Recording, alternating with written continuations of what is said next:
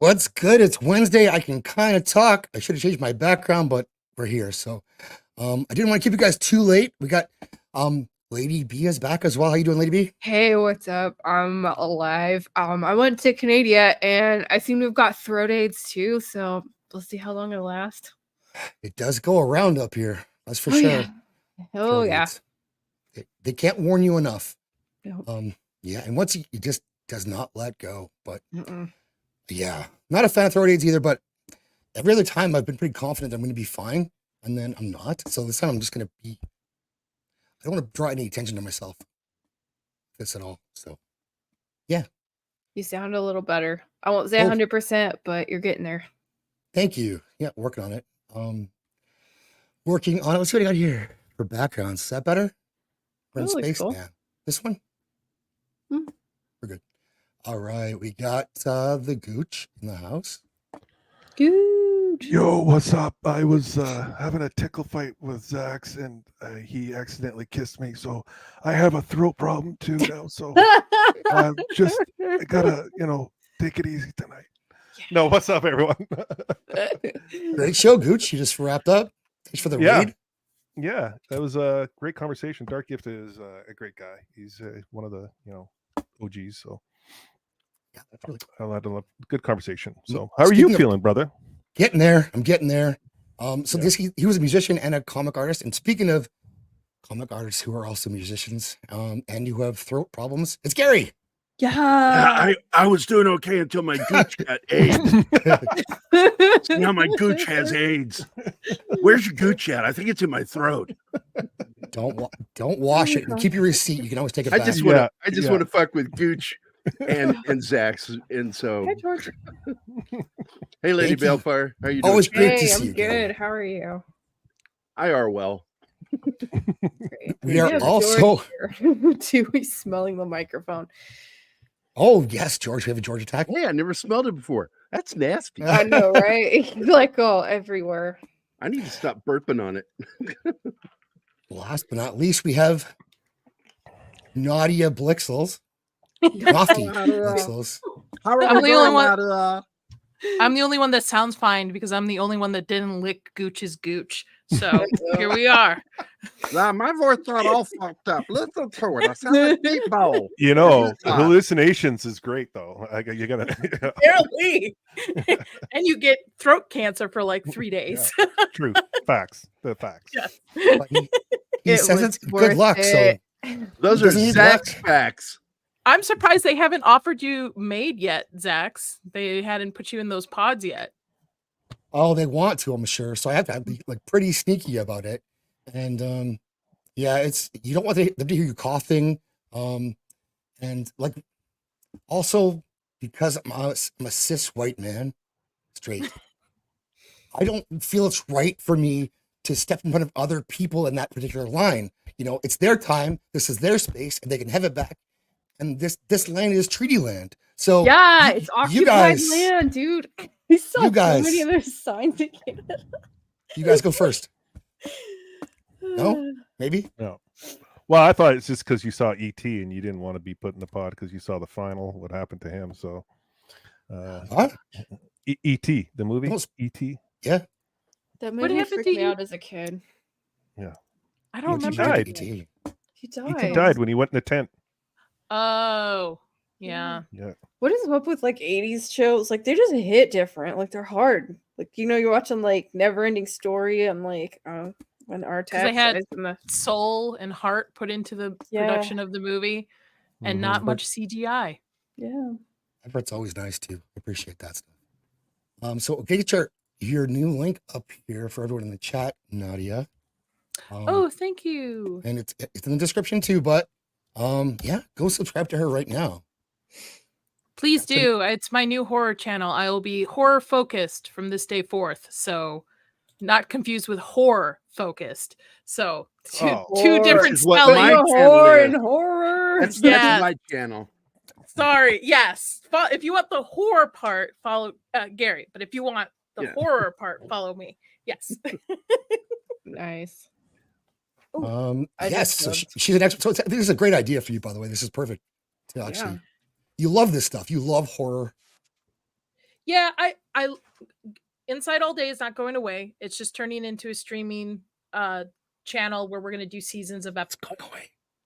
So, because Chris decided to take a hike, but horror has always been my heart, and I feel so much comfortable, way more comfortable, and way more like I feel like doing the hard work now. Yeah. Yeah. Focused. So yeah. Well, don't sell yourself What? short because we got something exciting coming up. We got the Hot D coming up. Like that's gonna be fun. Yep. The what? Yeah. D? Inside All Hot Inside D. All Days going to be going live after every House of the Dragon season 2 episode. Lady B is on the panel with me Mhm. because I need a Resident book hater. expert. Oh, they hate her, but I'll have to invite you over because we also do a little discussion about it nice. on our channel. With Gary, you and also, everybody. you know people I'm a in the Damien. industry too, so Damien. Yeah. Simp. All the way. Yeah. I'm a Damon simp. So if I know have a I know a t-shirt few industry follow. fluffers in the sex industry too. Nice. Ooh. No, I don't. I That's wish I did. Gooch's channel, not mine. so we need to catch up on Shogun. We're not going to do an in-depth dive because that's been done already. I want to talk about a couple of things in episode 9, and we'll the finale, give an overall look at the show, and then I want to talk about this whole controversy with Yasuke and if we're mad about it or Ugh. not. What is that? I have not. Where's seen my that. Middle Eastern representation? I just want to know, where are we? We're in no video games. There's nothing. Like, what's going on? What, you don't You're like at being war. terrorists? We were You're at 80s, the main bad guy in 80s films, and it just kind of died out. So, like, come on. It's true. I want to ride a camel. Like, I mean, I have, but never mind. Let's go. Well, no, Go let's on. continue that. Yeah, continue. Oh, I was in the Middle East for a year. I've ridden an actual camel. I've been there That's too. cool. And I dislike them a lot. Yeah, they spit. They're not. They they're spit, Not nice. they bite. I smell. did not like them. And I asked him, hey man, don't bite. And he was like, dude, I'm gonna bite you. I'm like, Bruh. fuck you. So that's what it was like being with camels. Yeah. Yeah, one tried to bite me once. Yeah, we and I saw was like, some at "Damn." the Toronto Yeah. Zoo, and they were like sniffing each other's buttholes, and we're like, "Yo, chill out." But they were like just really into it. It was okay. By the way, Chad, I see all your bomb jokes, and Jay, that was pretty good. The 2001 Renaissance. Yeah, when you describe your hump day, is it a dromedary hump day? No. Would you say that you are a camel jockey? I plead the fifth because I'm half I should white tell too. you- So that's Oh, I should tell you the joke that got me KP with my second lieutenant that I Go. told about a camel. Tell Yeah. us. My first sergeant says, "Hey, tell Lieutenant Bose that joke you told." So I told her, and she got really pissed. I said, "Yeah, there's this unit over in Riyadh, and they had a new second lieutenant, and second lieutenant was asking the first sergeant, like, how do I get along with the guys?" He goes, "Well, if you want to get along with the guys, just once a week they like to grab a camel and go to town." Oh, So the next time they saw What do you the mean, second Gary? lieutenant, they walk in. Yeah. Do you want me to stop now? keep going. Do Oh. it. I mean, I've The heard first sergeant and one of the soldiers walks in and catches him going to town on the camel, and the private goes, "Lieutenant, we get on the camel and ride into town." And I got KP over that joke. now KP stands for Kitchen police. You got to go. Kitchen patrol. Not- do whatever kid they want you stuff. to do. no. Yeah, it's boring. That's shit. CP. I don't even know what it is. So the height. Oh, like, you've never the heard of height KP difference- before? no. I'm trying It's- to figure it's out a the height military difference on that thing. joke. When you get in trouble, you often Yeah, get sent to big the kitchen kitchen to patrol. do whatever the fuck they want to make you do. Peel potatoes, which is nothing like it was back in World War II. You have a giant machine and you throw in potatoes and they just roll around and slowly get peeled in it. It's just That's it's just crazy. tedious work. Sounds very appealing, Gary. And I'm out. I'm out. That's it. He'll be here twice a week. Don't Yeah. forget to tip your waiter. I'm pulling a Costanza.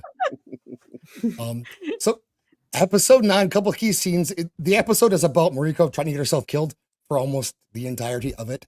It's the only thing that pissed me off is yeah, go on. Tell us about what do you think of way this she episode, died. Gary? What do you think about how she Well, died, her attempts, and the changes from because the in the book, historically, why she was brought, because she's not, the real Mariko wasn't there.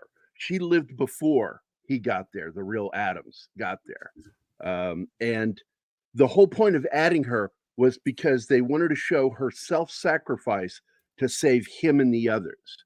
And it made it look like almost unintentional, accidental, and that it sort of diminished what she did.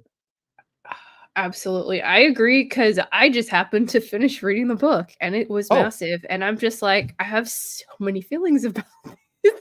Yeah, I got emotional reading the book. I'm almost sad that I read the book because it made me really dislike the show.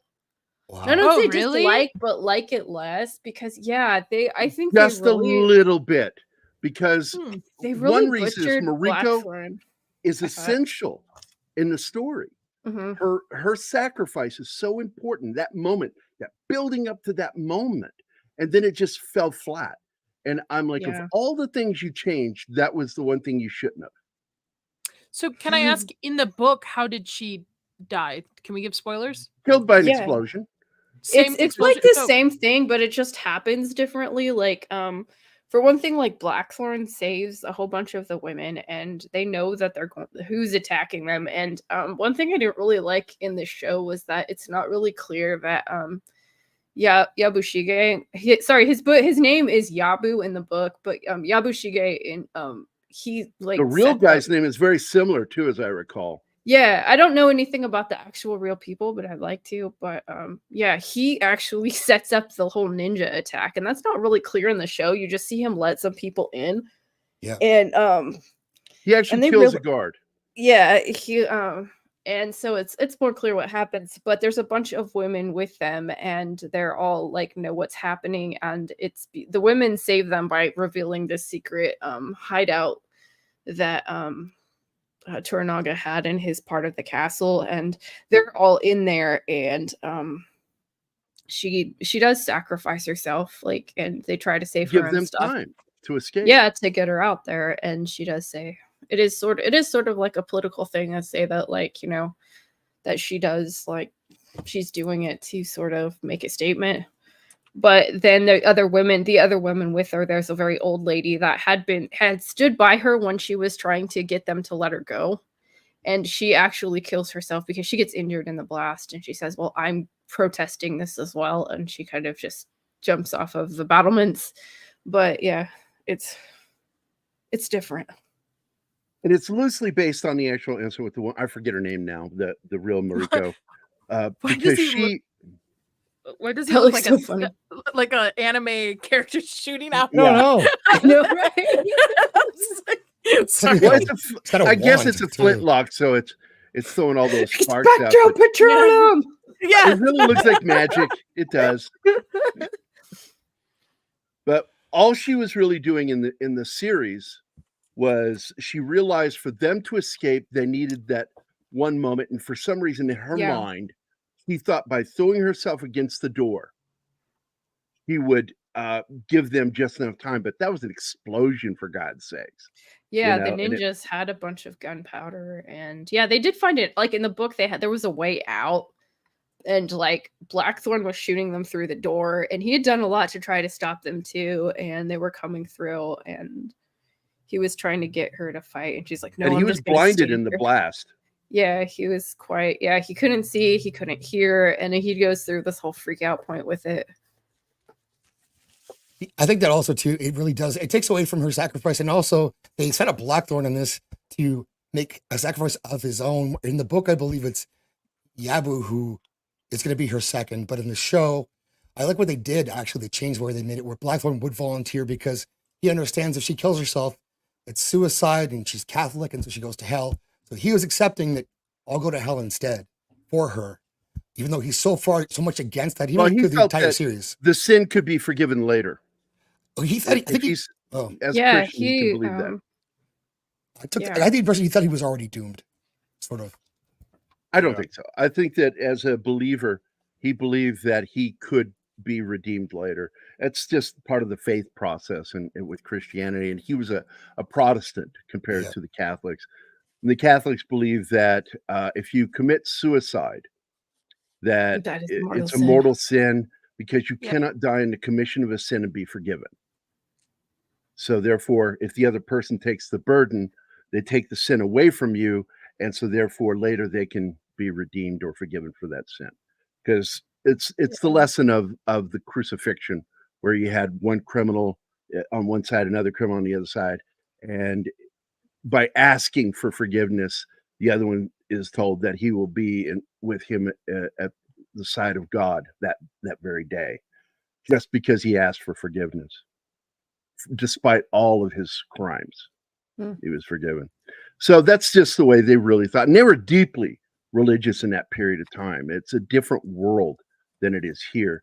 We use words today in common parlance that if you use those words back then, you could be in a lot of trouble. Yeah. Like we just walk around and go, God damn it, you get caught doing that then? Yeah. That is a crime. You know, I feel like it's back then really faith huge. was different, treated differently too. It was very much literal. A lot Absolutely. of it. So Yeah. you really believed, well, it's okay. I'm gonna go see I know, these like they people make soon. such a big Okay. deal of like when Blackthorn like steps on the cross, or like everyone seems to be like, this is like, you know, blasphemy. Absolutely. And Japan is still, God, man, it is still a very strict country. Try to eat food in public and see what happens to you. Oh, you Spit. get dirty looks. Throw your Yep. tongue in public. In Japan, you get in a lot of trouble. Interesting. So there she is getting blown to bits. That's gorgeous. That is Interesting. gorgeous. That is cool. Her Looks like fireworks. arms out wide. Thumbs wide open. Very angelic if you look at it. Yeah. It's Yeah. interesting. I thought this should have a more of an impact in the whole series for me, but obviously it's been a couple of weeks since we've talked about Shogun. To me, I don't remember this as now being impactful when I look back on the series, thinking of certain scenes and dialogue and episodes. This to me, maybe because I didn't like her as a character. Mariko? Yeah, I found her to be. Oh wow. Listen, just fuck the white guy, please. Just like get it over with. Like, all right, like they get it on like so much in the book. Yeah, they really played down the romance on. There is so much. There are so many freaking hilarious sex stuff in the book. Like it's just because I look at it this way: she wants to die, so fuck the white man and get it over with. Like, don't. Why are you holding to all these other different regards? Yeah, but I like just go for like a weekend, dude. Like, let's go. It's just I don't know. I found I don't know, the dynamic between the two of them quite annoying. At first I was like, oh, okay, I understand where the relationship was is that going. a shortcoming on the performance of hers, or was that more of a shortcoming on the part that he played? Because I felt like he kind of pulled back a lot on his performance. Was not as dynamic as, say, in the original series with Richard Chamberlain, who, by the way, was a flaming homosexual in real life. And he still came off more hetero, in my opinion, than this guy's performance. Am I wrong? I understand him holding back because he's still learning the culture at the time, and he doesn't know what is right, what is wrong. He doesn't want to set things off in motion to actually kill someone. He doesn't. So I can understand his character holding back. But girl, come on. You want to like just do it. Just fuck the white guy. That's my take. Like, yeah, I'm with Nadia. Can we get shirts made? Like I'm totally down. Just fuck the white guy. Yeah. That is a new brand. That is a new brand. I just want to let you guys know that, like, okay, so the real Blackthorn, like in the book, it's like this, 6 foot something, like white guy, blonde hair, blue eyes. I feel like this casting is awful. I'm trying to decide if it's actually done on purpose or not, because I feel like there was a sort of takedown of his character.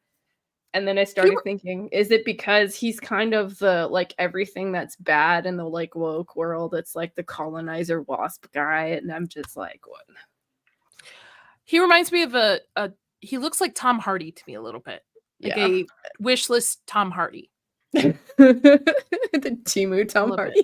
Yeah, like a Temu Tom. Like if I'm going to order Tom Hardy from Temu, this is what I get. Not saying he's not to me, he's not a bad looking guy, but I can understand what you're saying. If contrast to the book, I mean, you could get. I wish you could just get blonde somebody blue that eye. like was taller, maybe, because he really looks like the Portuguese guys, and I don't know. That was probably my least issues with the Blackthorn character, though. Like I cannot believe that this wasn't in the show. There is a point, and this happens like right before the pheasant incident, where he has a very heart-to-heart with Mariko about the sort of like now I hate it in the book because they keep talking about karma, and I think the author is misrepresenting that idea with the idea of like Zen, the sort of stoicism of Zen Buddhism. But that's besides the point. Anyway, they have a sort of talk about just living in the moment. We can't know what'll happen to us in the future. All we have is now. And he has to talk to who is it? It's Omi and Yabu, and they have Yabushige, excuse me, in this show.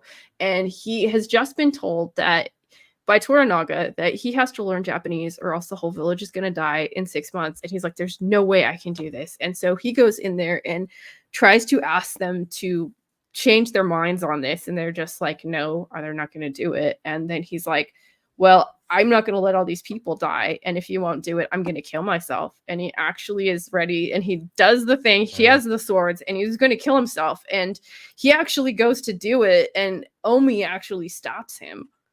And he gets really hurt in the process. And it's sort of like he has this near-death experience because he was absolutely ready to kill himself. And like it changes his mind. And in that minute, he starts to understand what Mariko was saying about we only have this minute. And it really changes his trajectory in the story because it's like, he's like, if I'm going to survive this ordeal and come out ahead, I have to really accept the Japanese lifestyle. I have to learn the language. And he does.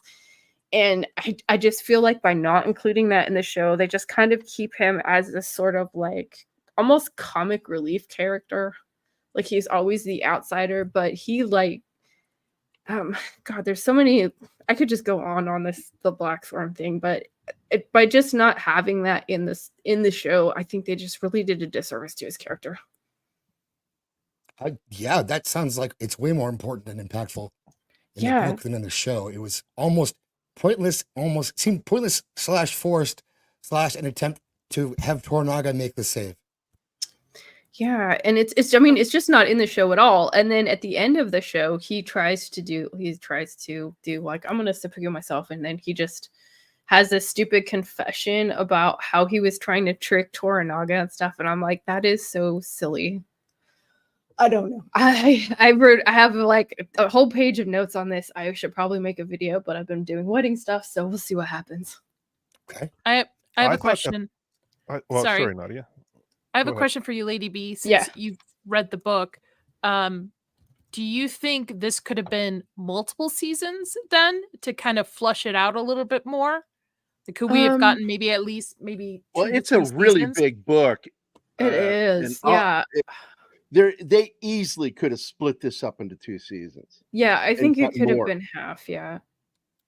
Do you think it would have been better because they would have had time then to build out the characters a little bit better? Because he's there for 2 years in the book.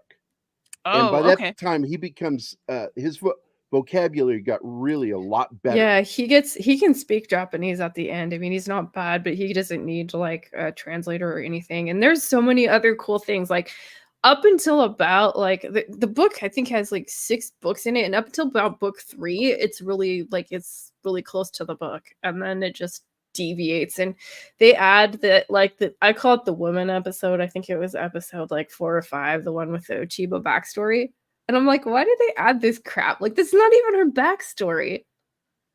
Yeah, they added things. They took that always weirds me out too. It is weird, and I agree. They add things after they've taken stuff out, and I'm like, yeah, well, why did you take stuff out and then add stuff that's not in there? The one thing I agree with is making it more, because the first series, what always bothered me is you can't understand what's going on with the Japanese. You get no subtitles, so you don't get any of the background drama that's going on around him. In this one, you're mixed right into it, and I like that. But I agree, it's like really weird that they did that, because there's so many elements in that book that should have been in the show. Yeah, like And why not do the original Ochiba backstory? So it's not that Toranaga killed her father and that's why she hates him. She hates Toranaga because like literally everyone knows that her child, allegedly the Taiko son, is not the Taiko son, and she had actually had sex with some random person that she's just happened to meet in the forest. It was like a peasant or something that looked like the Taiko. And when she was done with him, Toranaga might have seen her. She doesn't know for certain, but she thinks he did, and that's why she is such a she has such a rival with him. And also because at one point in time, her sister was going to marry Toranaga, and the Taiko didn't have an heir at the time, and the Taiko was going to make Toranaga's like family the his heirs. So that's why they don't like each other. And there's all this other stuff that happens with her that's way more interesting than what they show in there. I it's was interesting pissed. Go ahead. Go ahead, Gooch. Go ahead, No, Gooch. go I ahead. went last time. No. Go ahead. Nadia. Nadia, go ahead. I was gonna say she's the perfect anime villain. She plays the perfect anime villain to a T. My other question is, it did get renewed for season 2, so where are they going to take it from this point? where do they go? Because all that's left at this point is when he orders all Christians, Right. or the Catholic Church, out of Japan. Yeah. Is what happens next, because of all of the infighting that took place, and he saw them as a direct. After he learned that the Portuguese considered themselves owners of the islands, that really pissed him off. And I thought it was kind of cool that they had that in there. I will say also, I want to point out something, and I'm curious how Lady B feels about this, is the son, Yoshi. Why did he they just add sort of him? disappears in the book. He's in for one scene, and then he's Yeah, that not was in the weird. story. Odd. And Super it's weird that they awkward. added that. And then on top of that, the way he just dies, the most unglorious fucking death. It's so like, why have that in there? I just like it adds nothing to the story. That whole like thing with his son, it's just stupid. All they used it to give him more time. Mhm. And that's all they used it for. His death was used in such a way. Yeah.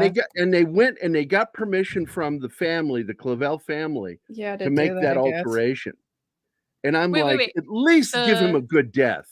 Yeah. The falling on the rock death? Is that Yeah. the one we're talking about? Let me tell you, my husband cheered so loud for that because he cannot stand that character. He's the bane of everybody's existence in that show. I'm sorry. He was I don't know how he is in the book, but he was horribly He's written. not in the book. And he was just annoying. Yeah.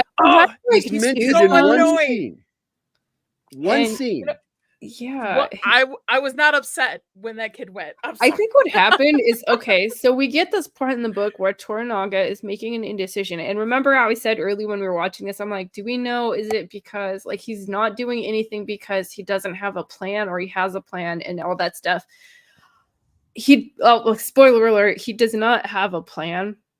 And that he kind of has, but what his makes him so successful as a military strategist is that he is good at buying himself time so he can look at the situation and figure out what's going on. And what happens is he does that in the book, except instead of like having 3 episodes of him doing nothing and we're just focusing on that, like there's other characters doing things. There's this whole other plot with what is her name? The prostitute lady. I cannot think of her name. Kiku and the madam, and they start finding out stuff that helps Toranaga greatly, and they actually hit the information that they get helps Toranaga formulate his plan.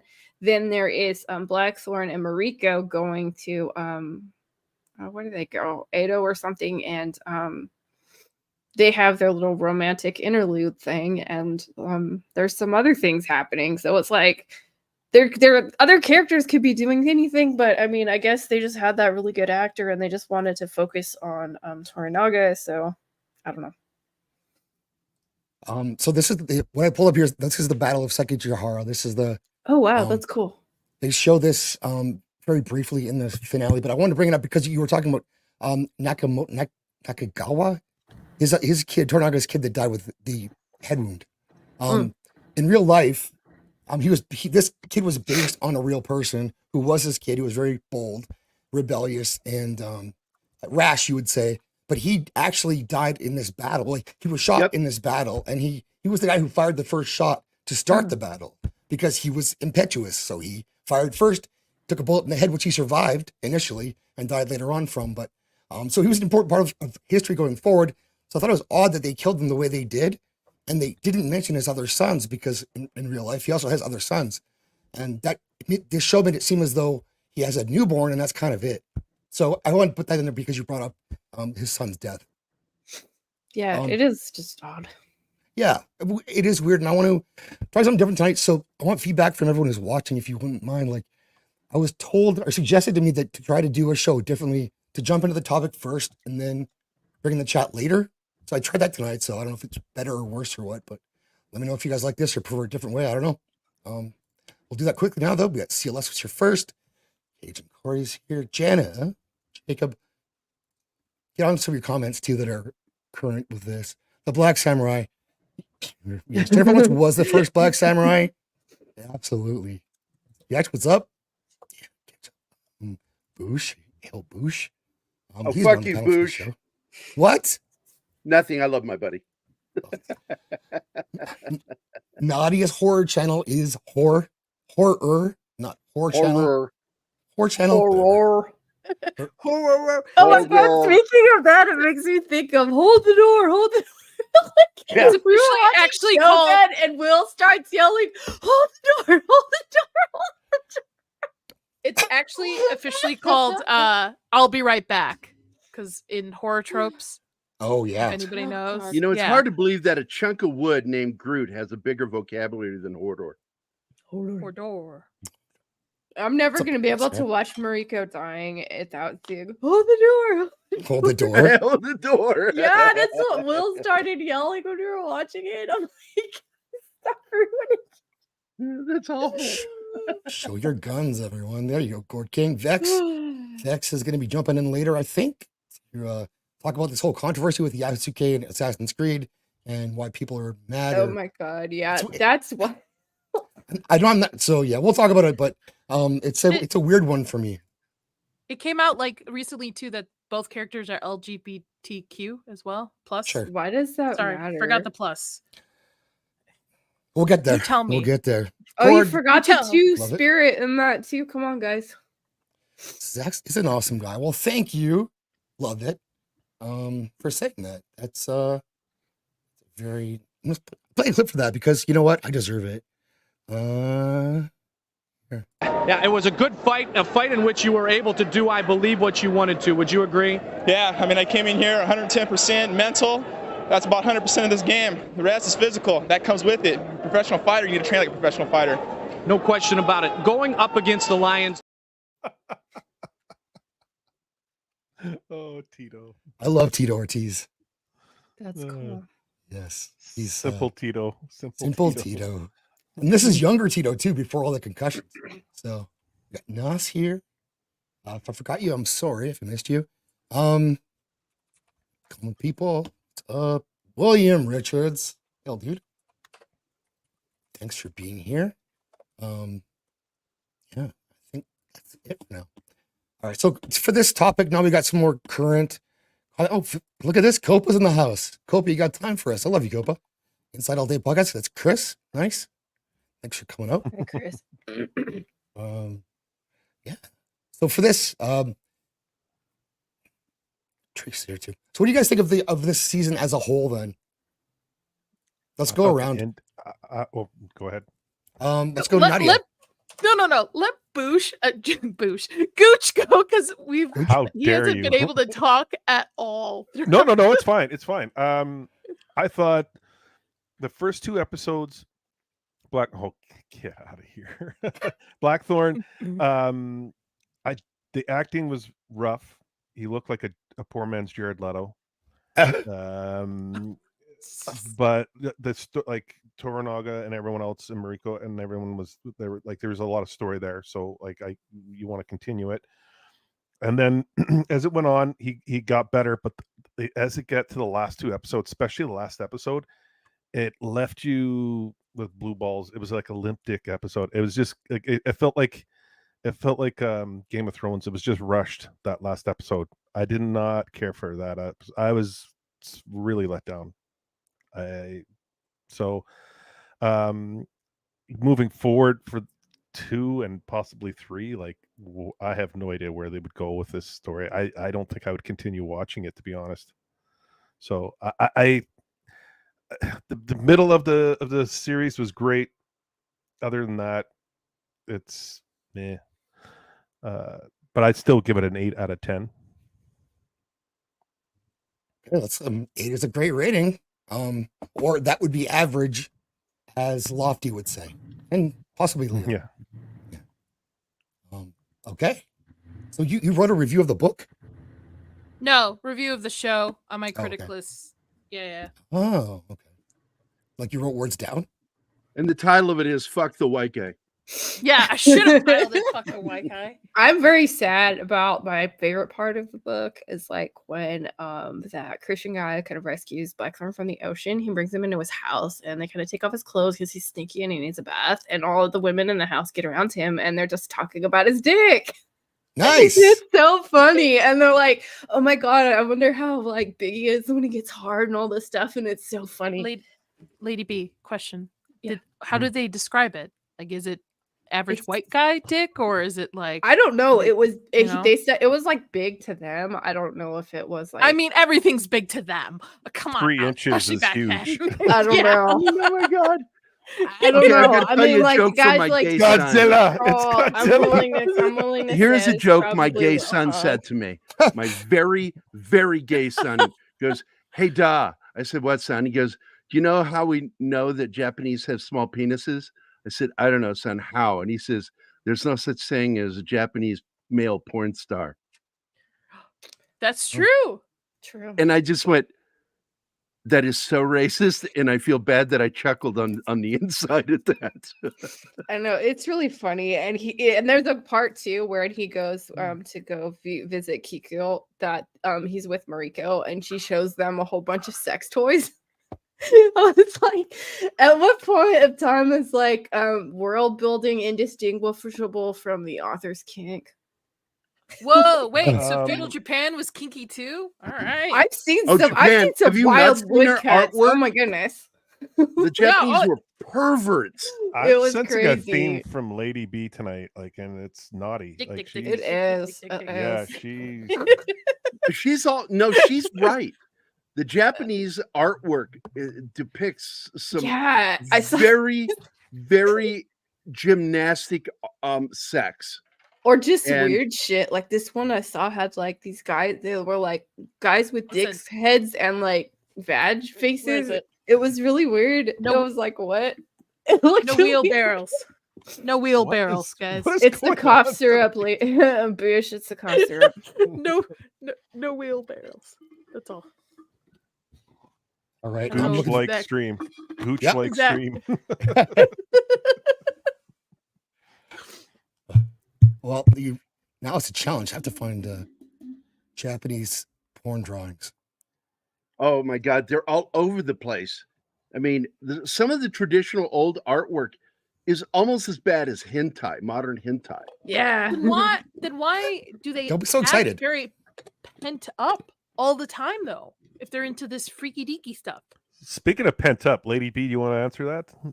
I don't know. I thought it was really funny in the book. We'll just and blame the cough yeah, syrup. Don't worry. Kiku really likes Blackthorn because he actually like makes her like he gives her an orgasm and he cares about how she feels when they have sex, and he does have sex with her, unlike in the show. And they end up kind of I don't know what ends up happening, but like Tornok is like, hey, we should. He originally buys Kiku's like her contract from the madam, and he likes her, but he's like, I like her too much. He's like, we need to give her to somebody, but you know, she's a prostitute, so she can't really like. It's not gonna be somebody good. And so Tornok's like, hey, we'll give her to Blackthorn. And yeah, because he originally wanted like Fuji to marry Blackthorn, but Fuji just in the book decides like, can I finally eat myself now? And he's like, go for it, girl. You're fine now. We won. We're cool. And so he needs a wife. And so she's like, oh yeah, she's like that engine dick, and here we go. Well, and like, he never got like, Balefire never banged Fuji either. Like he No. let her. Oh, he did in the show, actually, or not? Excuse me, in the book. Thank God. Why He wouldn't gets she? around. Good. There's a lot of sex in the book, actually. So he should. Paul in the chat. Do you want to watch season 2 of this series? Do you care about that? Are you excited for it? How Well, do if you he's feel? going to be in it, I'm going to watch it because I just love Pass. him as an actor. Yeah, he's great, but I just don't know where it's going. Like, Yeah, where's it going? I have a similar opinion like Gooch, where when it first ended, I was very much, this is 10 out of 10, this is great TV. And now that I have sat on it for a couple of weeks, I enjoyed it, but I think I'm done. Like, to me, it's a complete story for the season. I do not care to see them continue with the same characters somewhere else. I'm okay with just bowing out at this point. Yeah. Okay. I don't want to see a sequel to this. I mean, I like as a show, I have a feeling like I don't want to hate it because I think it was very well written for the most part, except for that women episode that was definitely kind of a low point, but it was competently produced. I mean, it looked beautiful. I enjoyed it while I was watching it greatly, but like, man, Whoa. I do not want it. Whoa! That's Craziness. fictional. They're not that big. Maybe Well, they it's just a feel like scale, it's the maybe. Maybe it's the engine. that's where That was- mushrooms come from. That looks uncomfortable. It does. Get your mushrooms. Come I'm get your telling mushrooms. you, This is from modern hentai has nothing on this old stuff. Yeah. this is from Copa. You can thank him for this one. Oh my god. That's hilarious. Farts, for God's sake. Farts. Yeah, sexy farts. It's so interesting to me how they're okay with this stuff being around, but they're just very modest and reserved in person. Yeah, they Yeah. talk about that a Wow. lot in the book too, about the difference. Like, we're okay being like naked, or we live in like houses with paper walls, so like we see things, but it's like I guess it was explained to Blackthorn. It's like we see things, but we act like we don't see things because that's the way we sort of have privacy, and it sort of that idea kind of went with the whole 8-fold fence idea. Is that, there isn't a lot of privacy, so we sort of have that sort of the like honor code thing going on, but also the like, yeah, it's strange. Okay, so Gary, what would you give the series as a whole? Out of 10. Boy, I feel like I'm going to be unfair to it because I think that a story's only as good as its ending. Right. And I was so disappointed with the ending, but at the same Me time, too. I was so gripped with the drama of what was going on and how much they actually got in there that was really good. And the Mhm. acting in this thing was just so outstanding. My only Mhm. beef really with as far as the actors go is what is his name? The guy that plays Anjin's son, Cosmo Jarvis. Yeah, Cosmo Jarvis is why they gave him those fucked up looking colored lenses. I Yes, know. I yeah. was like, what the hell? He Yeah. looks so stupid. It Just Just always let weird. him have his natural colored eyes. It really just changes the way you can like emote with your face. It does. Because it's obviously lenses. Every time you got a close up, you can Mhm. see the lenses, and they're very distracting. But past that, I thought he did a pretty terrific job. It had a couple of bumpy moments, but everything with Haruyuki Sanada, I mean, I will watch that guy read a fucking Japanese phone book. Who was He's just that? an actor. He played Toranaga. Oh yeah, I love that guy. He's awesome. Also, Scorpion Toranaga. in Mortal Yeah, Kombat. Toranaga. Because Also went up against Hawkeye in Endgame. I'm sorry, Ronan. back in the early 2000s, I was upset that he didn't get picked to play the part of Miyamoto Musashi when they made a TV series because he was perfect for it. He is the modern equivalent of Toshiro Mifune as far as his skill as an actor as well as with a sword. He's just that fucking good at drama. and he's playing the role that Toshiro Mifune made for the TV series. And he's an actor who never spoke any English. All of his dialogue was given to him through translation. And he would say, well, his line's all in Japanese. Never spoke a word of English. Wow. And so, for this guy who's multilingual in real life, Sonata, the guy is just a brilliant fucking actor. Yeah, it is. And I would watch another season of this show just to see him in it and see where he goes with his. Whoa! I'm telling you, I like the guy with the glasses. modern hentai has Glasses, nothing yeah. on this shit.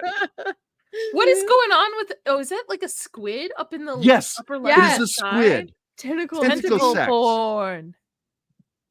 I Tentacle need to get porn out has been more, around apparently. for hundreds of fucking years. There you go. Chris, if you're watching this, turn it off. Take a good Avert your look. eyes. He's just like, what? Take a good look. Oh, it's so funny. So disappointing in the end summarizes Gary's sex life. Uh, Thanks, E. Clay Thomason. yes, thank you. Cannoli You're a- Sasquatch member for 6 months. Thank you very much, dude. Played with my samurai sword while watching, and that's an excellent choice, and I support that. I support that fully. Just remember Blade Out.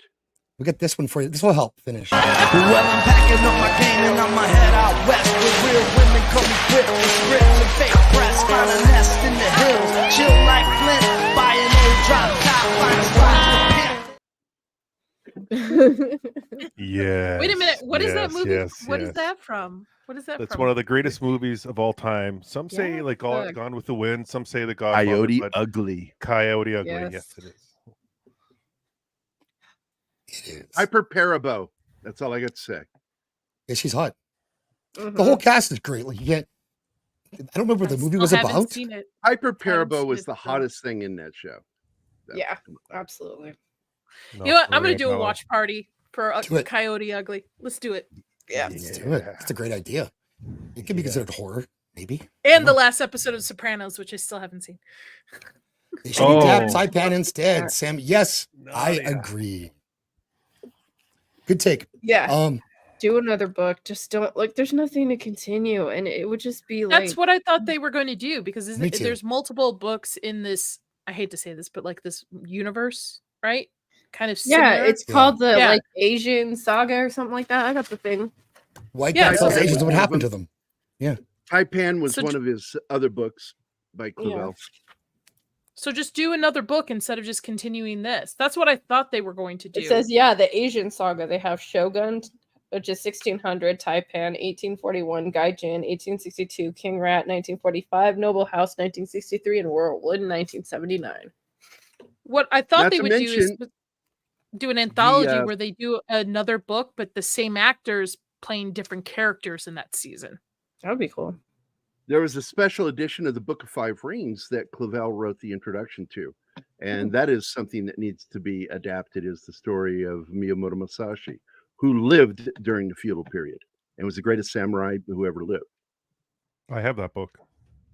It's a fantastic book. It's my two. I have two Bibles, the Flower of Chivalry and the Book of Five Rings.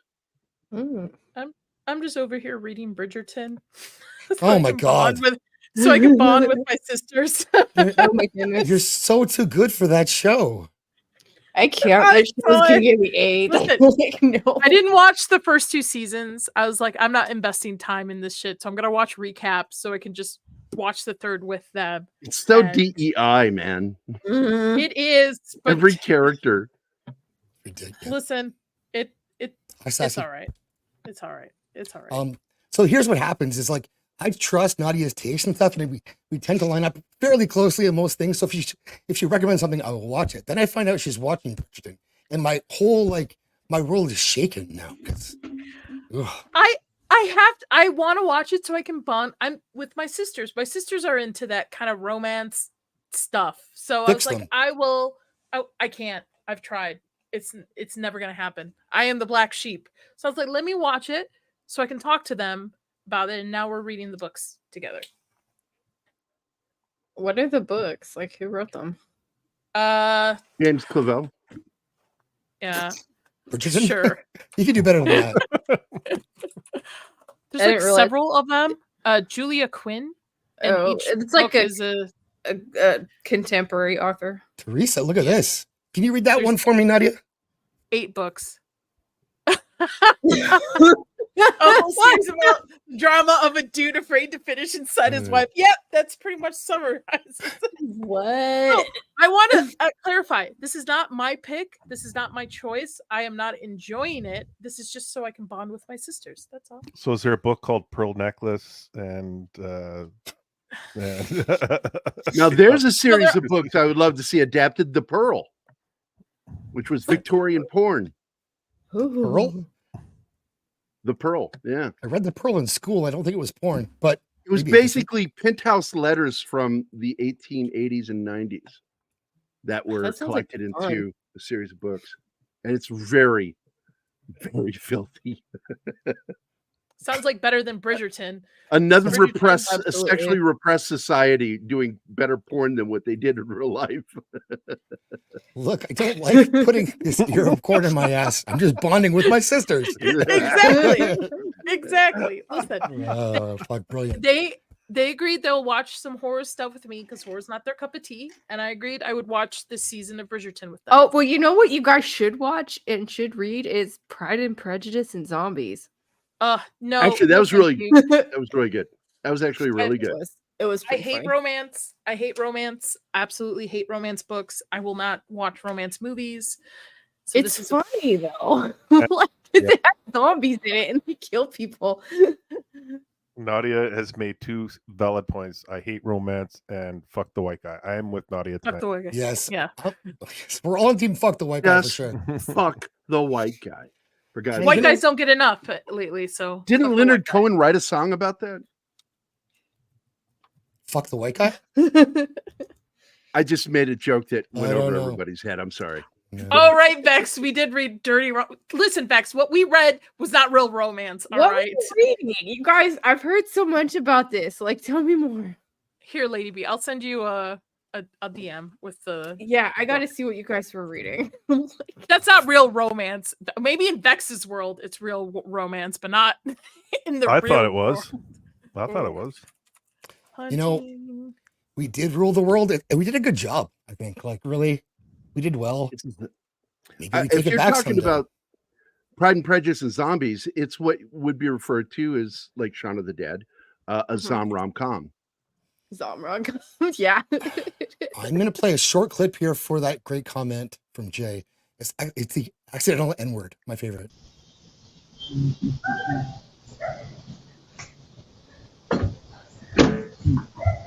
Hello. Yes, sir. Hey, how you doing? Hey, sorry to bother you. I'm Fernando. I work with Peak Energy. We're a few doors down. We're in 1845. Okay. So we do solar around here. We're just coming around talking to niggers.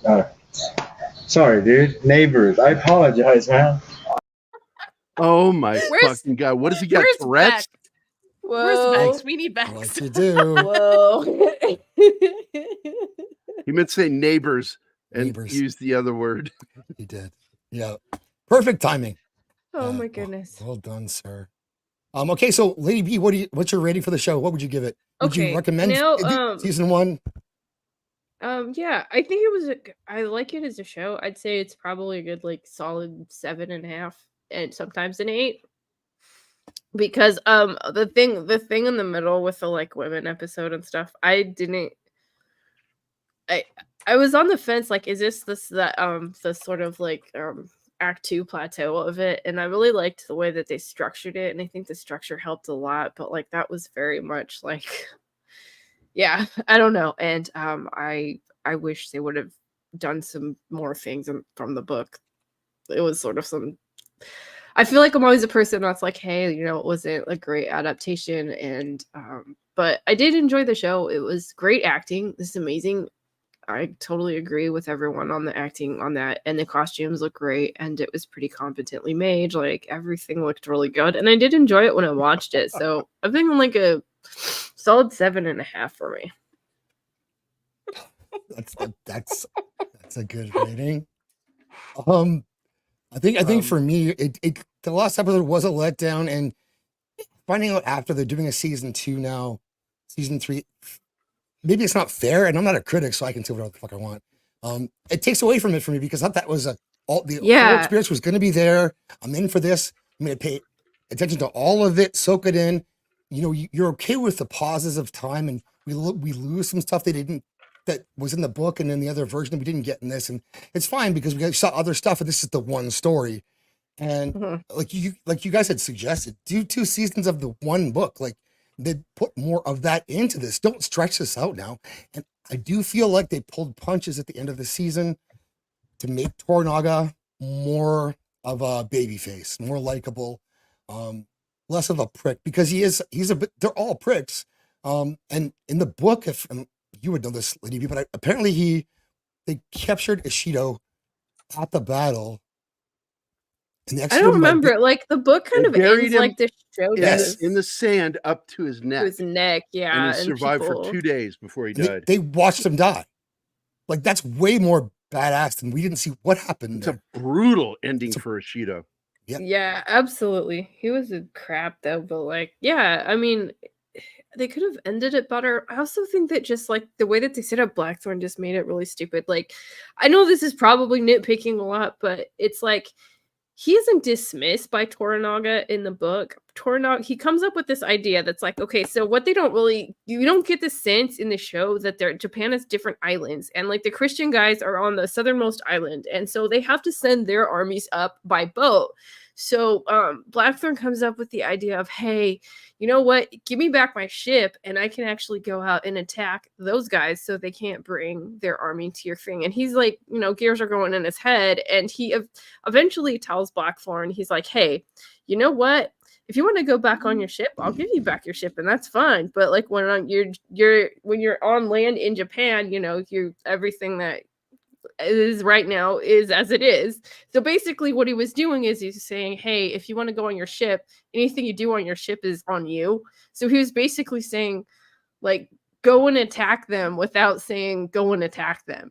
He does a lot of that. It's different from like them saying, oh, you get dismissed, and then Blackthorn just abandons Toranaga and goes with Yabashige and sort of betrays him with that. And then in the end, ends up like having this sort of confession about like, I was just trying to use you and all this stuff. And Blackthorn at the end of the book would never have done that. He's too smart. And I just really, really didn't like that because it made him look like he was actually treacherous and bad person when that wasn't the case. Yeah. No, you're right. They did do that. Yep. Yeah, but overall as a show, it was pretty good. He got a weird ending, dude. They filmed another ending with him. Really? Yeah, where he was clearly had stayed in Japan, and they changed it to make it seem like he could be anywhere. Yeah, in real life, the guy's based off of a Brit named Adams, and he did stay a lot in the Japanese islands, but he was really their major controller over import-export to England. And that's what he became in the long run. So it's kind of weird the way Clavel made it sound like he was kept there in the islands when that's not what happened at all. It was for dramatic purposes that they did that at the end of the book. He was able to freely travel the globe, but he stayed, and he was listed and honored as a samurai in real life too. One of those like Yasuke? white samurai. Yeah, so I think all around we would recommend this series still. It's still it's not as like, I thought it was God tier for me for a while. And it did, and then I read the book and I'm like, why do I do this to myself? It's still excellent. It is. I think everybody thought it was God tier because we've been given shit for so long. Yes. Absolutely. That is Nosferatu. I do know who that gentleman is. I've never met him. No. He's running for president, I think, isn't he? You would know him if you saw him, Gary. He's a character. He was with BlackRock, so he owned BlackRock and everything, and he's got a lot of stories. He has his finger in a lot of pots, that guy. But you think he's for real? No. I've heard of him. I just don't know anything about him. He's in jail right now, actually. Oh, is he? Yeah. Oh, so he's getting buttered up. Good. All right. Excellent. He just might be. So before we get into the next, so what? Well, I had a Vex here. Now she's gone. It's gonna bring in. But before we go on to the next topic, which is going to be Assassin's Creed, the whole Yasuke phenomenon and the back and forth and all that, I want to talk about your book, Gary. My book. Your book. Which Is it one? called Fuck the White Guy? The military one, or the one about all the fuck the white guy stuff? Well, let's start with Vindicated Inc. There's a lot of gay sex in it, and we'll go hey, back. Man, I'm former Army, pretty gay. Add in as much gay sex as you want. It's cool with me. Damn right. Tell me about this thing. Well, we successfully funded me on the book, so I've been steadily working on it. I'm getting ready to do a crowdfunding campaign. I just haven't launched yet because I can't figure out how to launch it without having a bank account attached to it, because I wanted to be successful and then attach it to my buddy Richard's account once it became successful. But I don't know how to do that with Indiegogo. So I've just been sitting waiting because I don't know. I just don't know how to do it. I already have the campaign set up and ready to go. Just don't know how to do that. And they've not responded to me. But yeah, for some reason, this one shut down. It wasn't supposed to shut down. It was supposed to continue on and on. But I don't care. They did a wonderful job. Luke, those guys over there at Fund My Comics were just great guys, very helpful. Just very limited bandwidth as far as who it gets out to. And there were certain people, I don't want to be a dick, so I'm not going to say anybody's names, but certain people promised me they were going to cover it and didn't cover it. Be a dick. Call them out. Call them out. I'm not. Yeah. I just don't do that. It's a habit of mine. I'll do it in private. I won't talk on a show. Okay, tell me who it is, and I'll call them out. She'll do it. She will. She will do it. I'll tell you in private. I won't tell you on the show because I don't ever want to get busted on that because I've been a dick in my life and I don't ever want to have that come back on me because I did some very dickish things in the past that I went, oh man, that is something not to be proud of. That's fair. That's fair.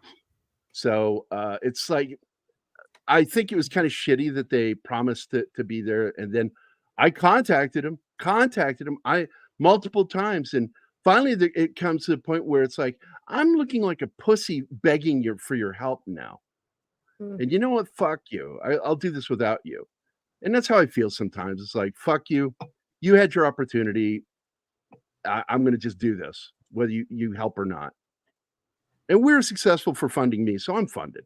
I'm just pissed that they didn't help. And Richard Bong's one of those people that I value a lot. He's a sweetheart of a guy, close friend of mine. I'm talking like we're real friends in real life, not just professional friends.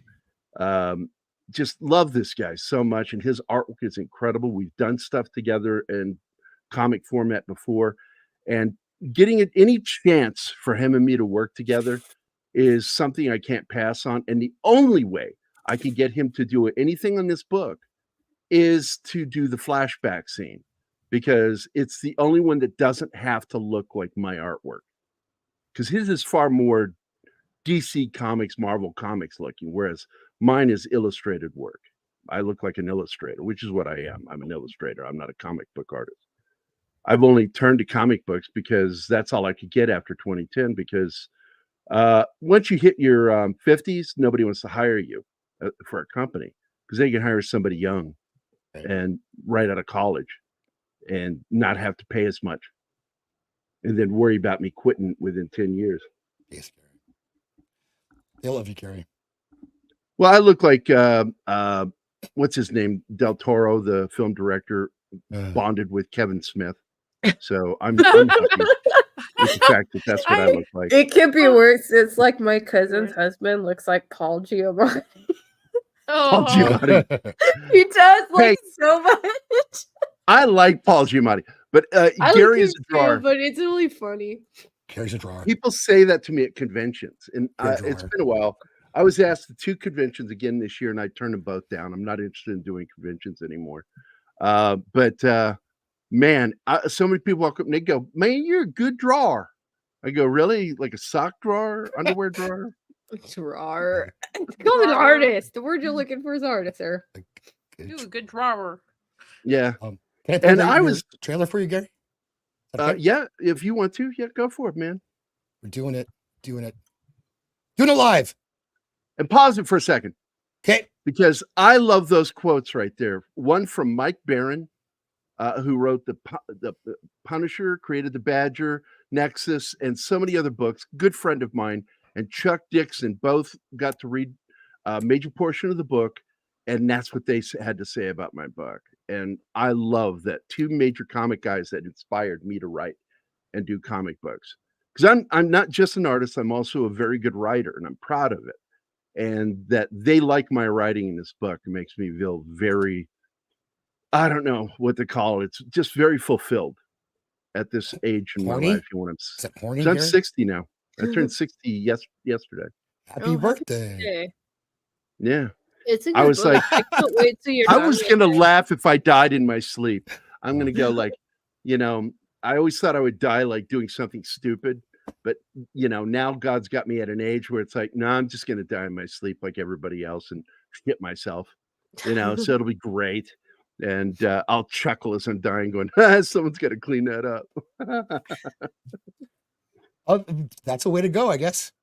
Yep. Hit it, buddy. Meet the Seattle Vigilante. Like so many comic heroes, this warrior hides his And this is Trudeau stepping in and saying, we don't identity. But his identity isn't the only. Come on. Uh-oh. Here he comes. It don't like you, Canadians. No, it doesn't. And your Canadian internet. Come on. Damn Shaw. Keep right on. All right. Let's watch Rachel Fist instead. How about reached that? out to the CIA. What? That works fine. Weird. I got a question for you, Gary. You might have you seen that new indie, I guess, homemade movie of Logan the Wolf? Oh, that looks cool. Oh, that was pretty cool. Is it good? You haven't seen it? Oh, no. Oh my God. It's a movie?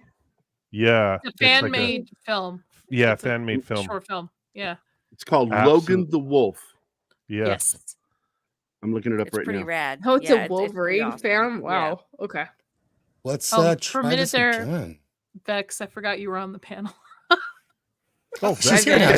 She's joined us. Vex. Yeah, I'm gonna give it a as watch. a race and gender swapped samurai, nonetheless, too. So Absolutely. I like it. Oh. John Favreau will save this stream. Sure. Probably could. Gary, you will like it. Yeah, I'm Yeah, going to be we should checking play that that. out. Yeah. Here. First this. Come on. You can do it. Come on, Come on, Canadian Yeah. internet.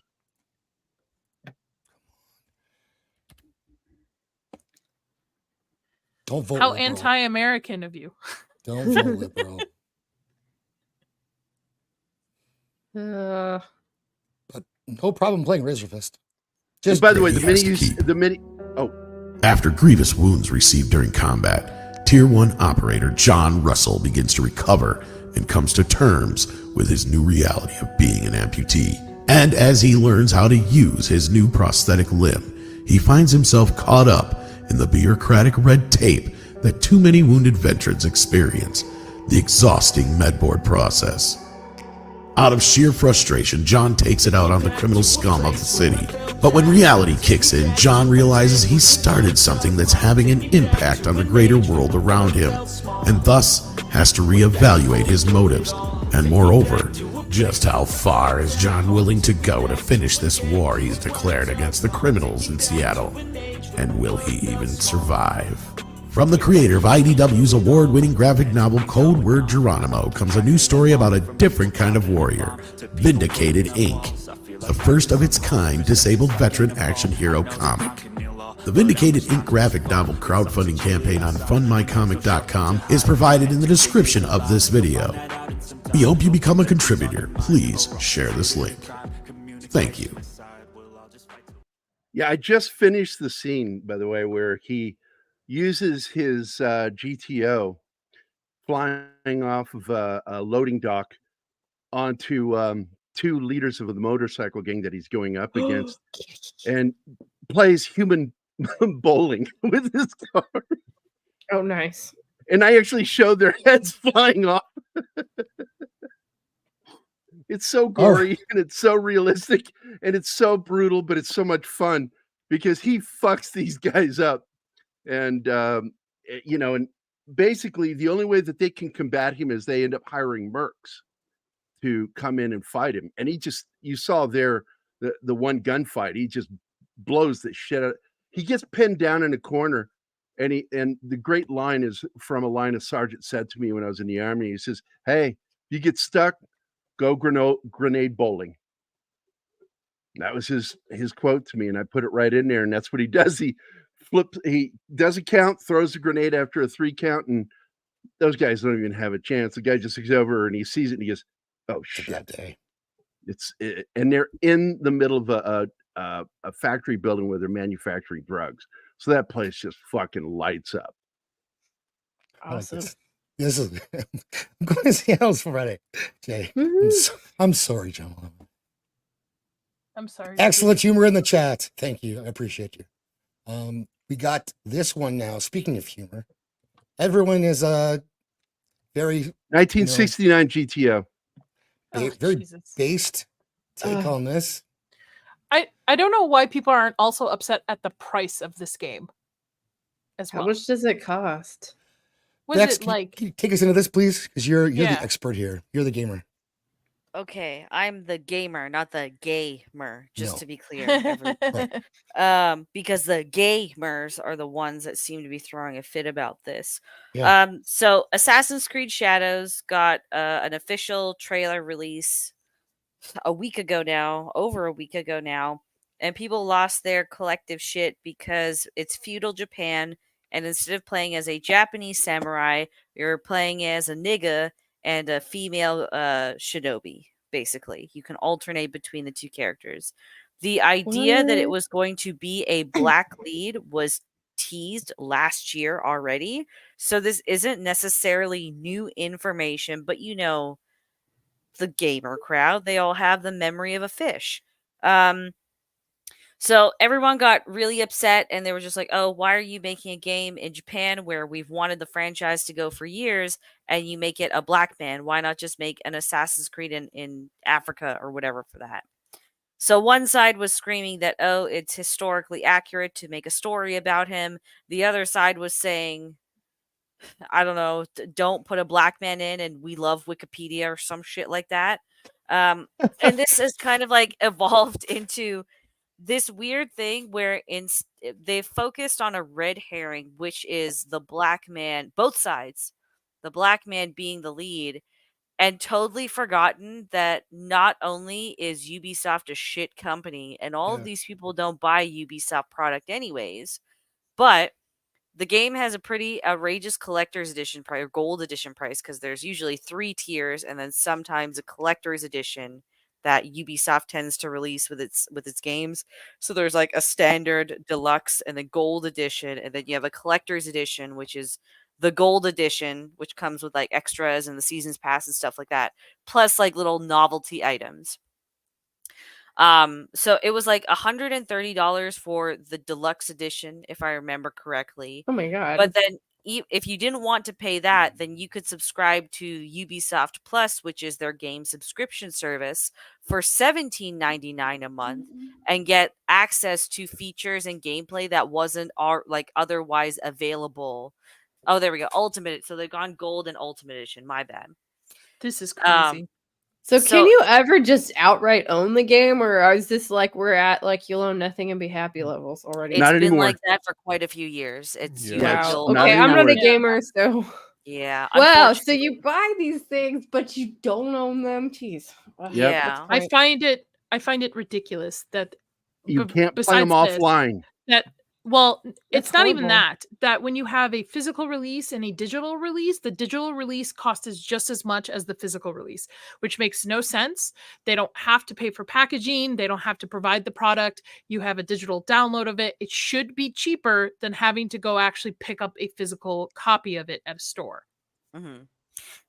So everyone ignored all of this pretty shitty stuff, like locking content behind a paywall, the outrageous prices. Like even then, if you look at the Ultimate Edition, you get a pre-order bonus and 3 days early access is 2 of the features you're paying for. like honestly, all you're doing is you're paying about $20 more for an ultimate pack, and that's usually just like skins and weapons and stuff like that. So the pricing tier makes absolutely no sense whatsoever. The paywall for content doesn't make sense either way as well. Yet everyone wants to focus on a nigga being a samurai. So because nobody can get a story right on the internet these days, right? I decided, okay, I'm gonna go look into ya nigga, Yasuke. And everyone was the Hey, first Digga. place people usually go is Wikipedia, right? Right.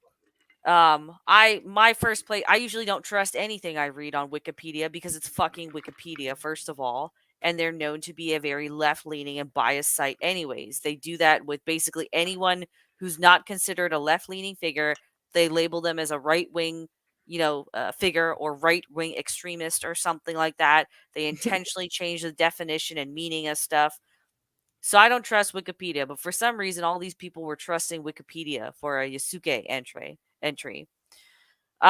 They started like left-leaning people started editing the Wikipedia page for it, and then right-leaning people, again, for the sake of discussion, left and Yeah. right. Yep.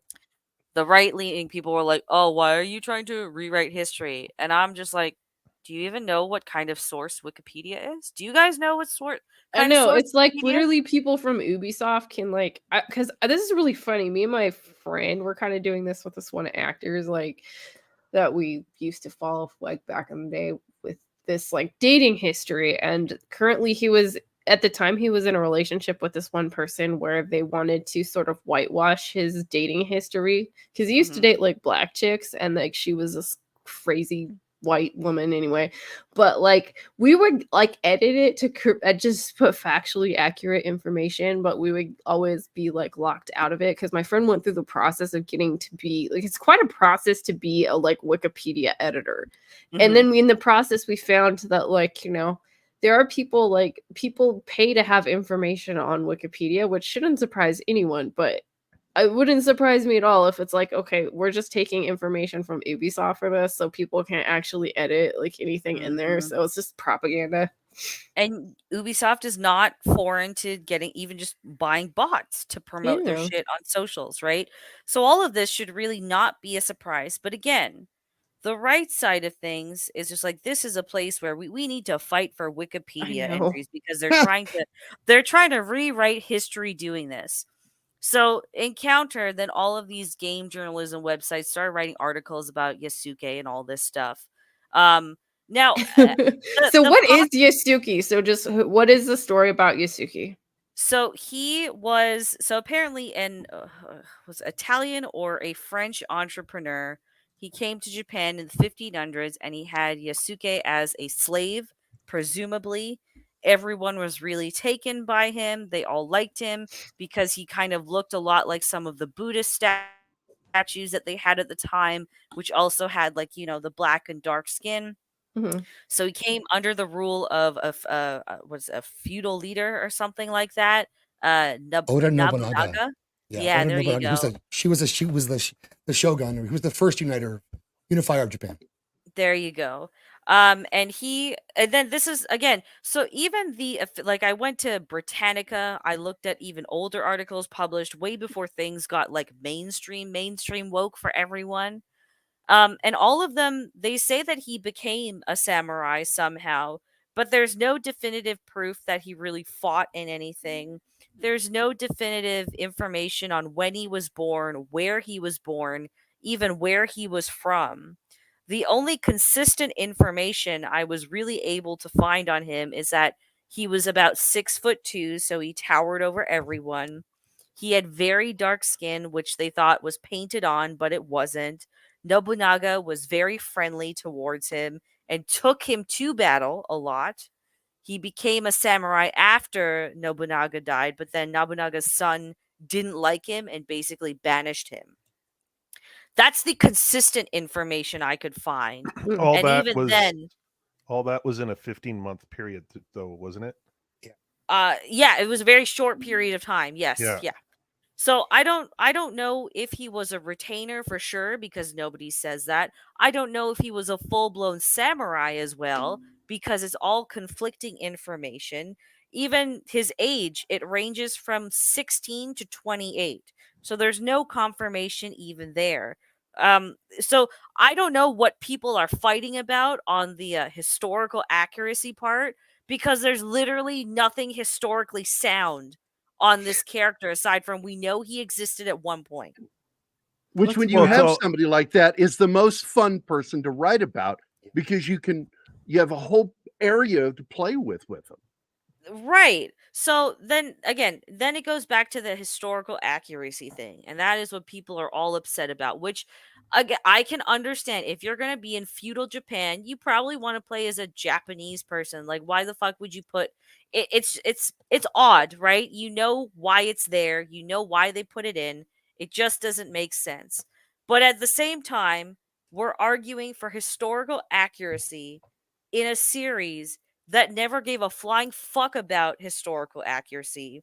And second of all, if we're looking at the more modern Assassin's Creed, like timeline wise, like closer to the present day, 96% of Africa is just obliterated in the Assassin's Creed universe. So I don't know where this like insane desire for Assassin's Creed to be uber duper accurate with everything it does. That doesn't make sense either. First of all, their coverage of the Templars is like, it's pretty ridiculous. It is ridiculous. It's like they were not villains, for God's sake.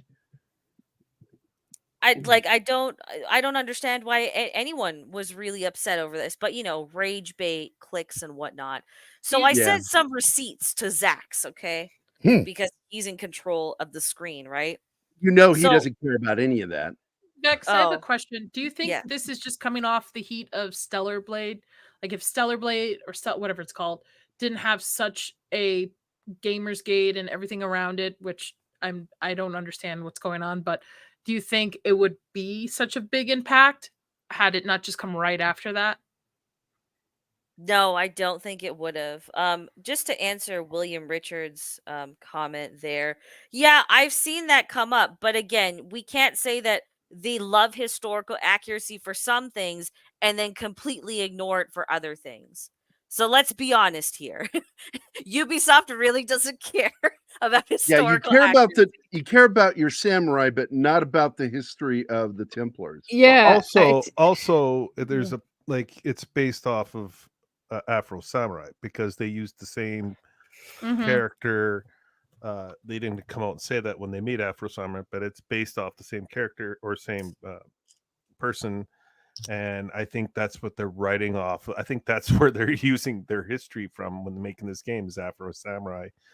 And there was a Yasuke anime apparently last year on Netflix. Yeah, popular too. Yeah. Yeah, I think what everyone's mad about this is, like Bush said, maybe people are just sick of Hollywood changing everything to black people or whatever.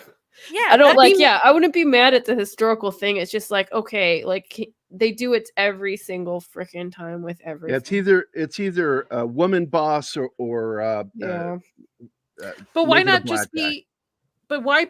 I understand where everybody's coming from, but as a gamer, I would be way more upset about the pricing of this game, which is what the route that they're taking. Yeah, that's what same people are upset about. Well, it's like Tokarov did the same shit. They were charging like, what was that, $125 for the game. It was $250 for the game, and then they were asking for another $100 several over top years of that. On top of that, because that's of production ridiculous. Costs. Yeah, but the games haven't changed either, though. Like, it's the same kind of game, isn't it? But this opens the gate for this type of pricing model for it. That's awful. Like, be upset about that. I mean, you're playing a game. I mean, it's fictional in most sense. It's just like, buy it or not if you don't like it. But I would be more upset about that tier pricing. If I may, okay. Ubisoft has already been doing the shitty price tiering for games for some time. So this is nothing new, but you can't complain about information that is already out there. The second thing is that people that actually fucking care, like real gamers, they already have abandoned Ubisoft, and that's why Ubisoft was in the negative for profits last year. The Yeah, other and by the thing, way, I want to make a correction on myself. sure, It's $250 for Escape from Tokarov, Wow. $500 total for the entire package. That's Wow. that's insane. insane. Yeah, Jesus. That's and yeah, Which they is were why asking for more money. they're Yeah, and that's why they're in trouble right now because the users are rebelling and saying "fuck you." yeah, which is it's, you know, rightfully so, That's crazy. right? so guys, I want to. So you brought receipts, and I want to share this a little bit because so what Vex has shown me, and it's true. I've been learning a lot this week about how Japan was originally black, and that also China was originally black, and that it was the sneaky Asians who came in later and about 500 years ago. So like Sneaky really Asian. recently, Recently. after Africans had built up those countries and all those cultures, they snuck out of like caves or whatever, and they gave them the boot. And because they breed like rabbits, they couldn't. There was too many of them for these, you know, historically black populations to survive.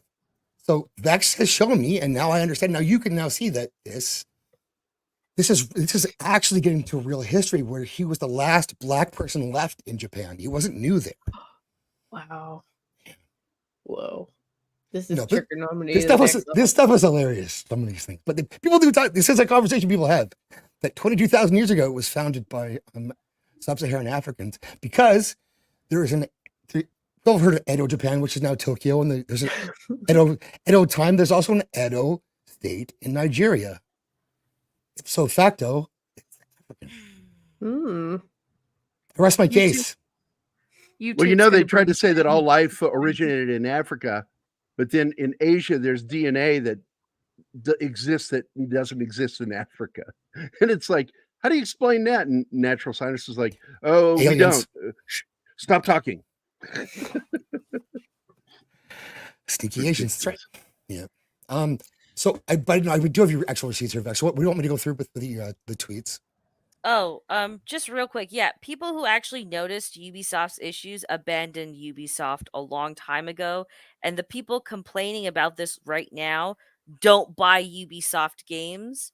So the receipts that I showed, I took them from Grumps because he's the easy one, and because literally anyone who has a YouTube commentary channel just basically reads his fucking tweets and takes it for word, right? So when Gamergate 2 started back end of February, right? There was the whole witch hunt with Sweet Baby Inc. and DEI consultants. That's great. Normies were finally waking up to a lot of stuff.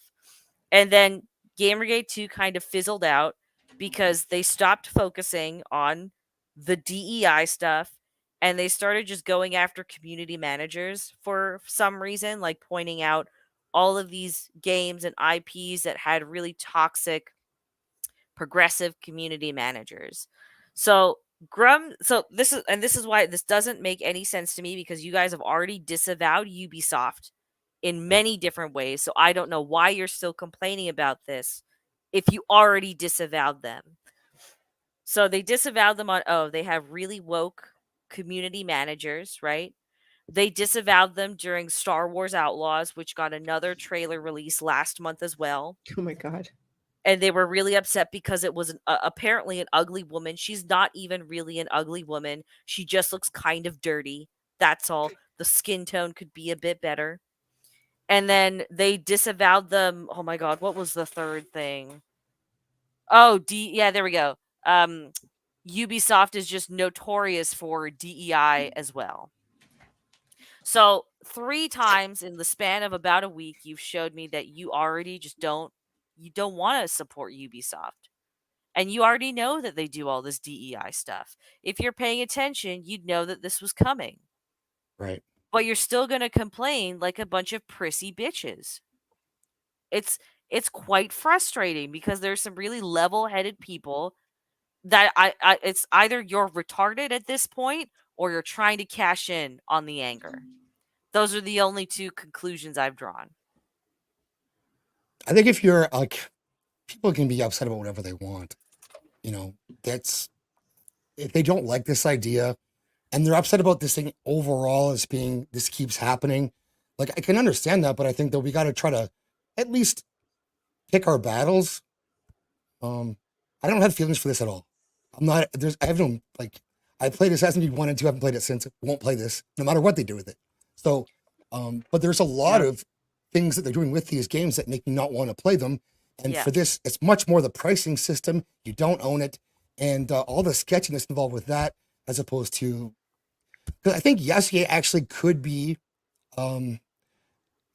people have heard of him at least, and there's an anime about him. So maybe out there currently, there's a market for that where they didn't think there was as much of one for a Japanese character from Assassin's Creed. And if you're Japanese, you want to see a Japanese person in this game, then I get it. Like, just don't buy this then. Yeah. I saw, it was doing very well on the pre-orders on Steam and PlayStation, regardless. So all of this is for naught on top of that. But I agree with you. You need to pick your battles. And this is what I've kind of been just telling everyone while also calling people retards on the internet. Is that instead of just That's retard. Say it correctly. Retard. They're retarded. So the example I've been using is Star Wars. Okay. So Star Wars got taken over by Disney and basically immediately it went to shit, right? But it took a very long time for the normie audience to recognize it. Yeah. In the meantime, hundreds of thousands of content creators and commentators were screaming literally that it was that John Campea clip, like woke, they were screaming that at everything and nothing changed. Where you can all stand around and jerk each other off while you tilt your head backs and go, woke, woke, woke, woke, woke, woke. And then you can come on each other's faces and tell each other that come on your face cleanses you of wokeness. Whatever is going to get you off and make you feel good about yourself, come on your face. That's pretty accurate. Wrong with him? That's pretty accurate for most content creators nowadays. Right. Well, here's one for you, because I'm a gamer.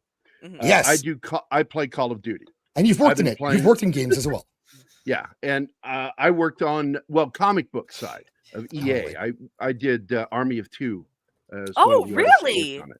And I made fun of it because and Alan Wake in the game and in the comic they would say over and out, and I'm like, there's no such thing. Nobody in law enforcement or in the military says over and out ever. It's never been said. It's either over or it is out. You don't say over and out. It's like if we're done, over and out. That this is 2-2-1 actual out, and that's it. It's just fucking gay the way they do it. But anyway, I started getting angry and I started team killing when people would cosplay in the fucking game. It's a military game, okay? Military, and I don't mind if they throw females in. I don't care. I just think it's kind of weird that a dude's running around dressed as a woman in a game. I just think it's weird. But if that's your thing, it's your thing. But when I look over and I see a fucking scantily dressed pop singer running next Nicki to a big Minaj. yeah, Nicki Minaj, I turned and fucking team killed him.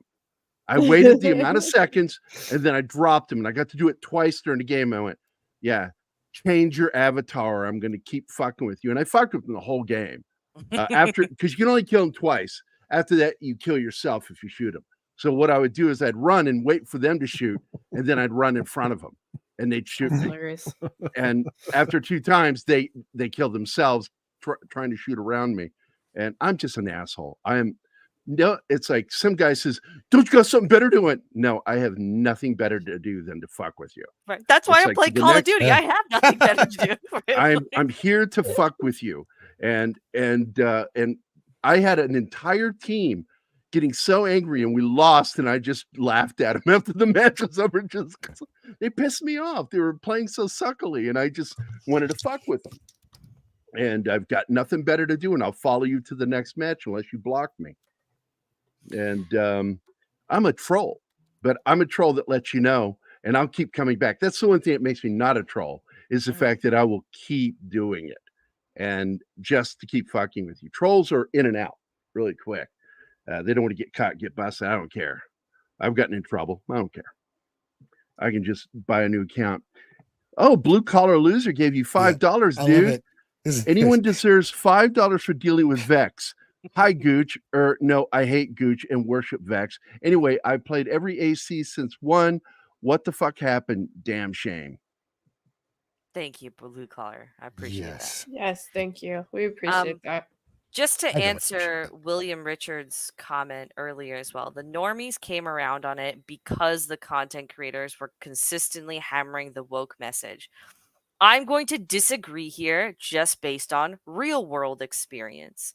I think we all forget when we get stuck in these bubbles online that they are in almost no way reflective of how actual people who have no foot in this game, are not exposed to this online sphere, actually think. So there are many people that I've encountered that are just like, Disney's gotten really shit in the last few years. And I just don't know why. Like, all these characters are bland. I don't like how they're doing this and doing that. They can't really put their finger on why something is bad, but they know something is off. It's the same thing with Star Wars. They know something is off, but they can't put their finger on what it is. If you look at maybe these people have 1 million, 2 million subs. That's really nothing in the grand scheme. That's not waking up people on like a mass scale like everything else is. I would say, if anything, the one exception to that maybe are political commentators, because again, that's a day-to-day thing that influences everyone's life the same way. Yeah, it's sort Right. of like when Matt Walsh was complaining about video games or something. Oh god, that's and even then, it's like most people tuned out of that, but gamers tuned into it because it was like, why are you stepping out of your depths kind of thing, right? Mhm. So I would say, using the argument that commentators are doing it, I don't think that is accurate for everyone, and you can't necessarily apply that on a large scale. Yeah. Yeah, I think that for things like this, this is a lot of base too, and a lot of people Yeah. jumped on it. And it's a whole there's an industry behind it where people are make money off of this controversy on Yeah. both sides, and I just be careful. Like, you can be upset about it if you have a reason to be. That's great. Let's talk about that too. But and yeah, Willie said I don't think you've ever had a historical figure in the games, so that's a new twist to do that. Yeah. But it could have been done for DEI purposes. / we think he's a popular character in the current day. Maybe that's part of why they did it. I don't know. But I got a clip here, and it's very special. It's for Blue Collar Loser for his generous donation, and it's some wisdom from Tito Ortiz. I have a few gay friends, and they're over 18. I have no problem with it. And once again, if you're 18 and over, that's your decision. That's your decision. But do not push it on my children. Because kids can't even learn how to brush their teeth. They don't want to put on deodorant, or they don't want to wipe their own ass the right way unless you show them the right way. Now all of a sudden you're going to teach my children how to be a sexual predator? And I'm going to say that because most are. Wipe their ass the right Oh, Oh, this guy's funny. oh, Tito. But I want to have the conversation tonight because I wanted to see, because I don't care. Like, I don't have skin in this game. I think in terms of they have been doing this all the time, and it's a constant issue, and like, I don't care about it for the most part anymore. And this is one content. where, yes, it is content. You're right. It's content. And you know what? It's, Yeah, sorry. Go ahead, Gooch. Sorry, go ahead. no, I was just gonna say, because I know we discussed it on Saturday Night Hypnosis. It was a good discussion, but like, when it comes down to it, I just don't care. Like, it's just like, Yeah, me neither. we're putting Yeah. everything under a microscope. It's the same, no different than, and I've said this before, when we're reviewing Blue Eye Samurai, and people are like, "Oh, it's woke, it's woke." It's not woke. Like, What holy is woke? shit! Like everything is got to be race swap, woke, Nazi, Gender swap, gay, yeah. It's like everyone has to label something, and the whole point of this war is because of the labeling, and now we're doing it ourselves, not us in general, but people are doing it. Like, they're labeling things, and it's like, you're becoming the freaking monster that you were fighting. I don't get it. I agree with you, Gooch, because especially with Blue Eyed Samurai, I think people seeing the trailers and promos just instantly thought girl boss, and it turned out not to be that, and they missed out on a good story. I think a I lot still of haven't things seen that it. Is it people- pretty good? Yeah. It It's is. I excellent.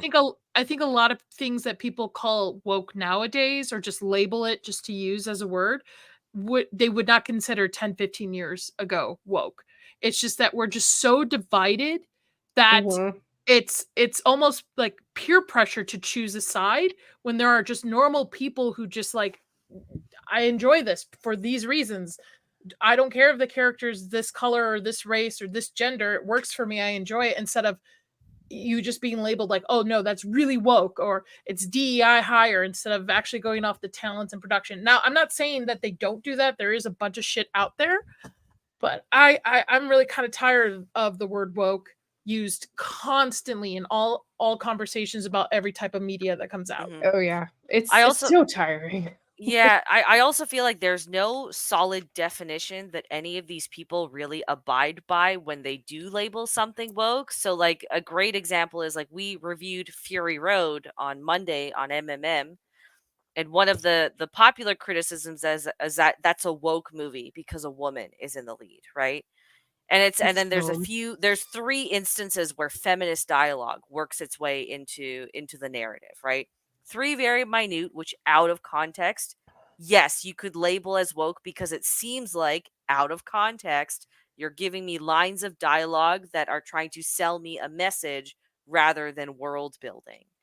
But because people take that out of context, they miss everything else that builds something up. So it's like having a race swapped character is immediately labeled as woke when maybe everything the character does is not even woke. Nick Fury, Yeah. race swapped in the MCU, didn't do fucking woke all until maybe Captain Marvel in 2019. Nobody had a problem with it. And I did. didn't they retcon that anyways? Like they made him black in the comics as well. Yeah. Well, he was already Yeah. black in the comics in the No. new Okay, gotcha. Marvel. Well, the new Marvel. In but fact, he they was made him originally- look like Sam Jackson, and Sam Jackson thought that was really cool. And so then it was just like, well, we need to go get Sam Jackson. It's like, yeah, if you're gonna make a movie, get Sam Jackson. He was. He was originally white, and then they race swapped him. Which I just wish people would just go back to just enjoying things for what they are, recommending things you enjoy, having open discussions instead of just labeling anything you quote unquote hate or dislike woke or DI. Like, give me actual constructive criticism and why you dislike these things. Exactly. Not because, like, your example of pulling things out of it and using it in the current reality of our world. I just think that your lead character should always have a penis. That's all. Either, I mean, in Well, this how world, many it could be a woman or a man with a penis. How many I times want to does- hear. I want to hear it smacking around when they're running. I'm just saying. A big old how many light times? hugger. How many times have you heard this though? Well, that means going back to Aliens, going back to Terminator, going back to all these. All that movies. shit would be woke The nowadays. first yeah. Alien- ultimate, Yeah. like, the first ultimate girl boss film of all time is Halloween, followed immediately the next year by Alien. Yep. Where and it wasn't meant to be treated like a girl boss. It was just simply the final girl. I would And go further back. I would say Wizard of Oz. Wizard of Oz. I think it's because people can't. okay, that makes you very gay, Gooch. Just letting you know. I think it's because people shoe can't fits. articulate why they don't like something, thus they must label it. They can't articulate like, oh, the story building's not great here. There's constructive issues going on here with the world building, and so they're like, duh, it's DEI woke. Like, I think that's Yeah, part that's of the. it. I have said time again, and I know Zach, you were there when I said it. I'll watch a woke movie as long as it's told well. Yeah, The I've said problem I that find too. with films that are woke is the fact that it's identity politics trumping story. Message And over so- substance. Yeah. Well, and that would be Now- Doctor That's where they Who. lose me. That would be the new Doctor Who. The current That would Doctor Who. be- Actually, it I know- started all the way back with Capaldi, and I felt bad, that he was being relegated in such a way to being told what to do by the female characters in a way that just wasn't. I didn't feel it was constructive. I didn't feel that it was appropriate, and so that's when viewership began to decline. I mean, I Right liked there. Barbie. I don't know what to tell Yeah, everybody. and that I mean, I still actually haven't is seen it, woke but I heard Barbie. it was good. It was not good. I liked it, but yeah, Yeah. that, yeah. See, there you Yeah. go. You got that split thing, 50-50. Yeah, It's But here's like the thing, though. Vex and I I can like have a ice cream with sprinkles on it. I think the that's thing- gross. But the thing is, Vex and I can have a conversation about it and dissect why each of us like it, don't like it, without us just going straight to talking points that are nowadays. Well, hopefully it's going to be Yeah. over structure, because when I do my reviews, and Zach knows this, said I start doing, because I'm a writer, I start looking at the structure of the story. I start looking for good character arcs, story arcs, and what the themes are within the story. And I want to know what those themes are, and are they worthwhile themes? Plot means very little to me, because plot is nothing but a device. You can have a story without a plot, but you can't have a plot without a story. It's that simple. This is Gary's favorite doctor. I fucking love this guy. He is such a perv. Stevie, dude, look at it. He looks like he Who would wants to ever hold think this a small guy penis. should have a freaking like children's show? You don't date him. Other pedophiles. He Yeah. dates you. That's about it. So for common people, thank you for $10. Bad, glad I caught a stream for the first time in a while. Good to have you here. Racism is lower than usual, and I will work on that. Because some of the panels down. You could have seen the beginning when we started talking about Japanese and small penises. Oh my god, I missed all the engines and dick. This is the perfect clip for this super chat. We can turn the tide. It is time to take responsibility. Call out hate, step up, and take action. Yeah, bitch. You know what? You know what I love? I love that I live in the time where the downfall of the celebrity is happening right before our eyes. It's just It's burning. awesome. It's Yeah, amazing. they want you to call out hate unless it's against them. Oh, like the Yes. Met Gala, all the pushback, Oh. regardless of the reason of it. I was just like, these people don't deserve your attention. Do not listen to them. Ugh. I know. Yeah, I agree with you, Gemma. Just all that stuff. sorry.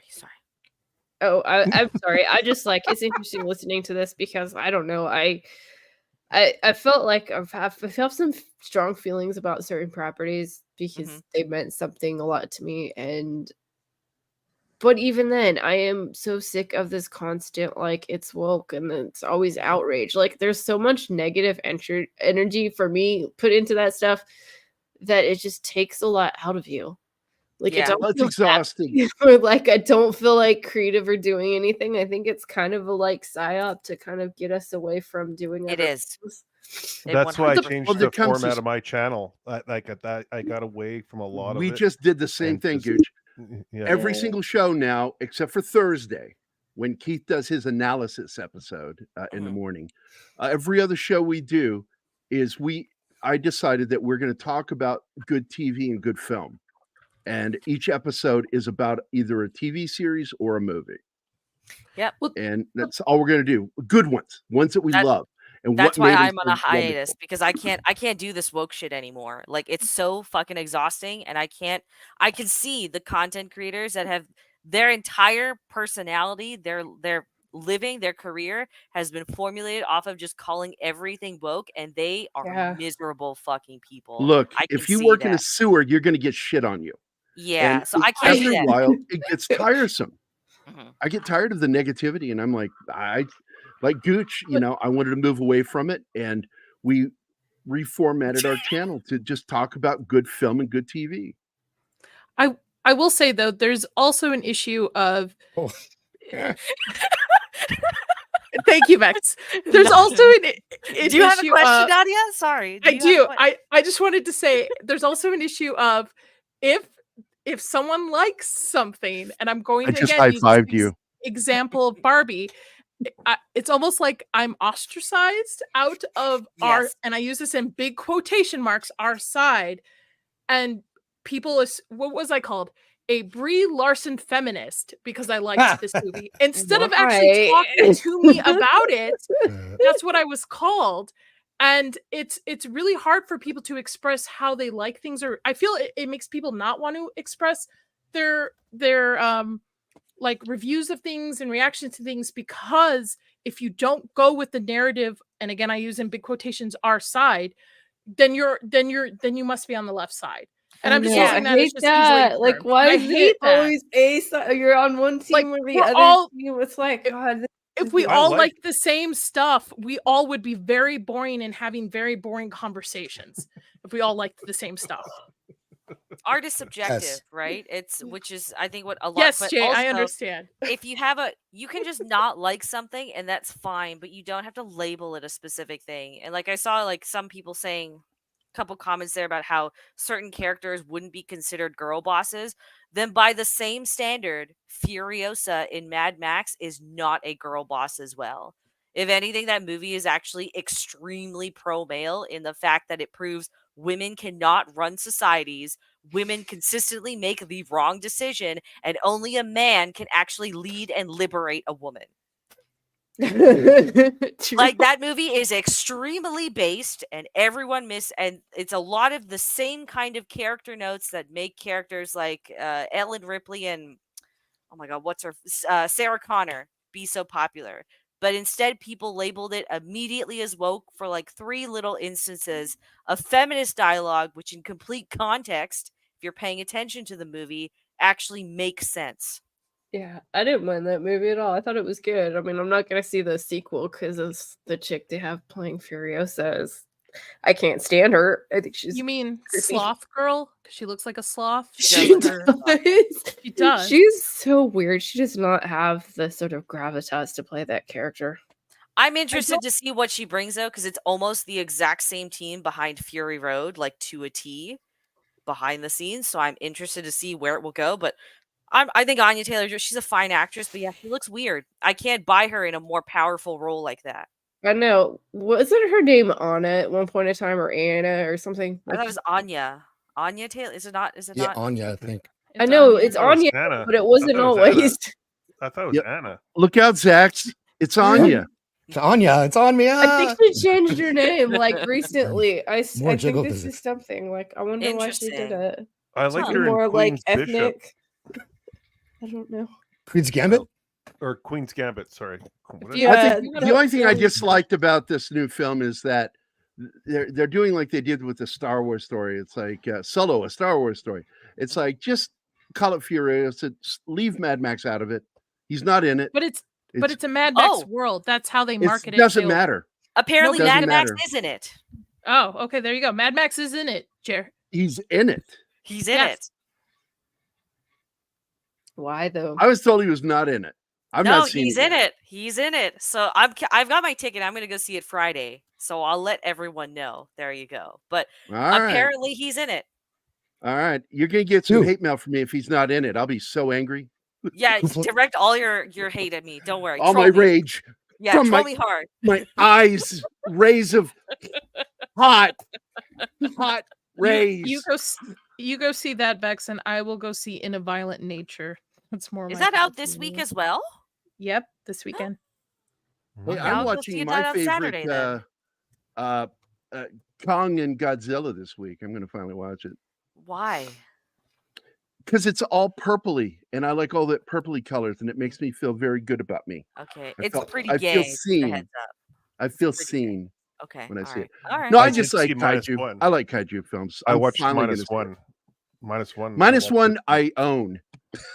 I bought a bootleg of it just so I could have it, and my God, I love that fucking movie. And I only watch it in black and white. Once you see it in black and white, it has a whole different feel to it. Interesting. Did you ever see really like feels the first a period episode film. of The Walking Dead in black and white? That was pretty cool. I've seen Yeah, that. I did yeah. that too. I did that too. I like that.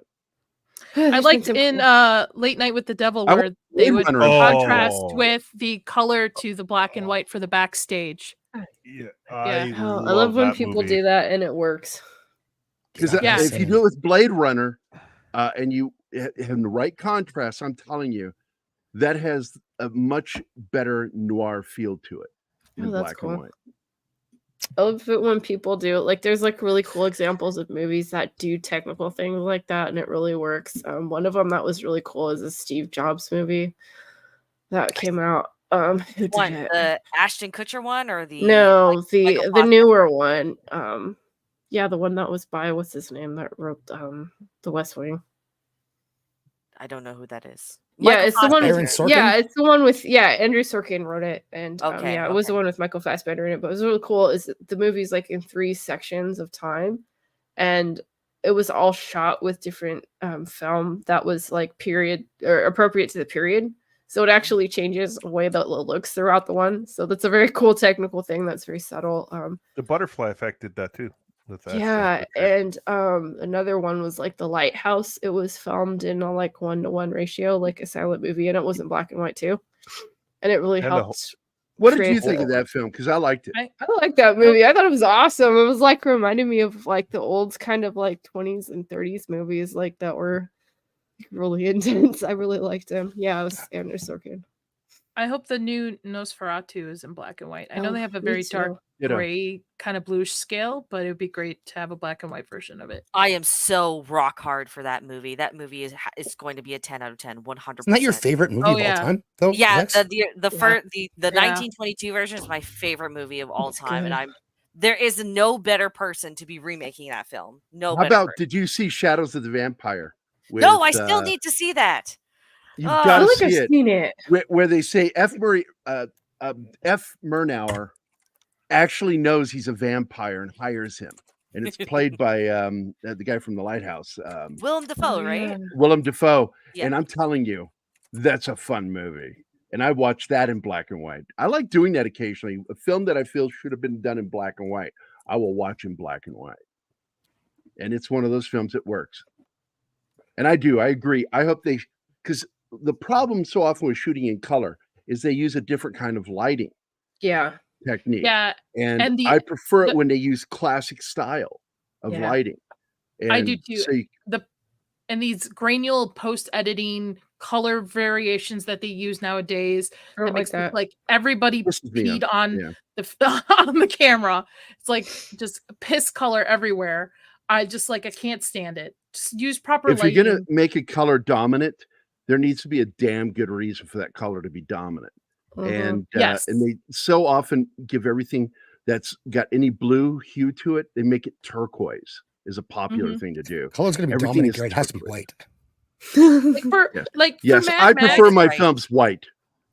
for White is Mad right. Max, that yellow scale, that yellow filter color, whatever they use, Color grading. understandably, it works. It works for that because that's that world. I get it, but they literally use it for everything.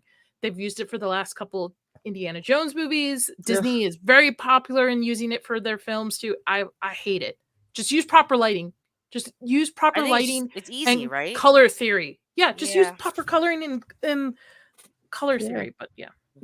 I know Are it's you hard gonna- because it's a lot of technical stuff. Because if you shoot it for black and white, it changes the lighting, it changes the makeup, it changes the color grading.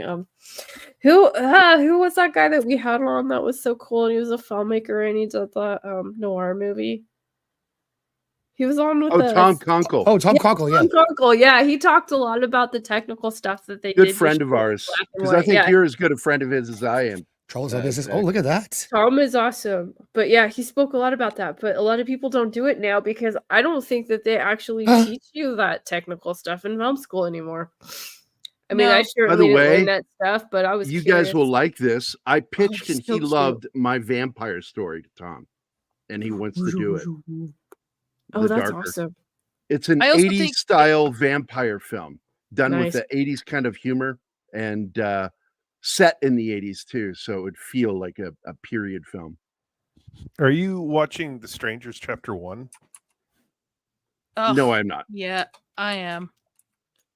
I will eventually. I watched the movie they did and I got it. It's sort of like a take on Helter Skelter kind of situation.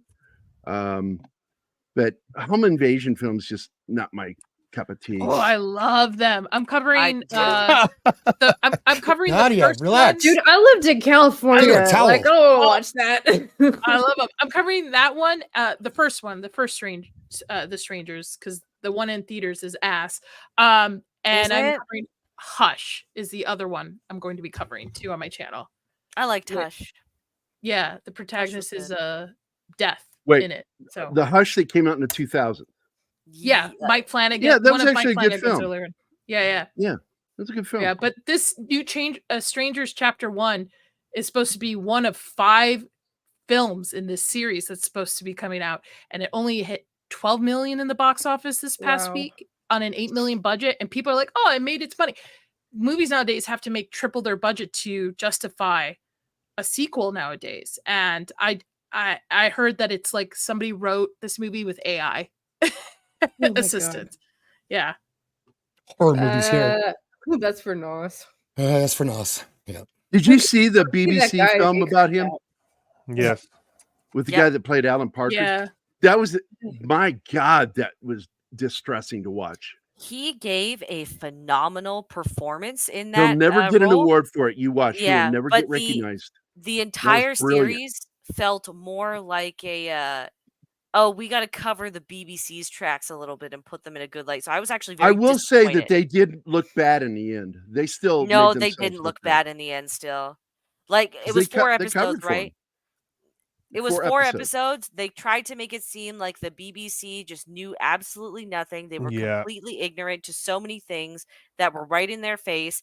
They only make them look bad at the very end because, oh, just like in real history, they got caught and they can't ignore that. But I was severely disappointed at how much they left out, how much they tried to cover for the BBC. It was a fluff piece. And it's a shame because What's-His-Face gave a phenomenal performance as Jimmy Savile. Wait a minute, are we talking about Nickelodeon? No, No, Jimmy no. Savile, the BBC broadcast. nobody's- I know. Nobody's made no, that I one saw yet. that. I saw that. No, they did Quiet on Set. No. They did. I'm talking about not a movie, not a drama. Oh, They've not done okay. that yet. Okay. They will. You watch. They will. Ugh, I'm sure. There's the new George Is that Floyd the dude that was in charge is biopic acting coming like out? he George was unaware. Yeah, they announced it. Bex, back me up here. They did. They did. And They I did. I tweeted it out. I can't I breathe. can't wait. Oh my god, I can't wait to see him beat the shit out of his pregnant girlfriend. God, this This guy's is the- creepy. I'm not Yeah. laughing because it's but Oh yeah. my god, that's I didn't- so creepy. Did anyone watch this this Netflix series? Because I'm very iffy I about did. watching Netflix I documentary. do not want to watch. I that. liked it. Oh my goodness. I enjoyed it. But I will tell you, it's similar to the other one that were like they left a bit out. The one that used AI to correct a photo. Okay, It then I wasn't don't want to legit. watch it. Fuck that. It's better than that. I will say it does blame a little bit to the BBC in this documentary. I enjoyed it, but I wouldn't like have it on in the background while you're doing something else.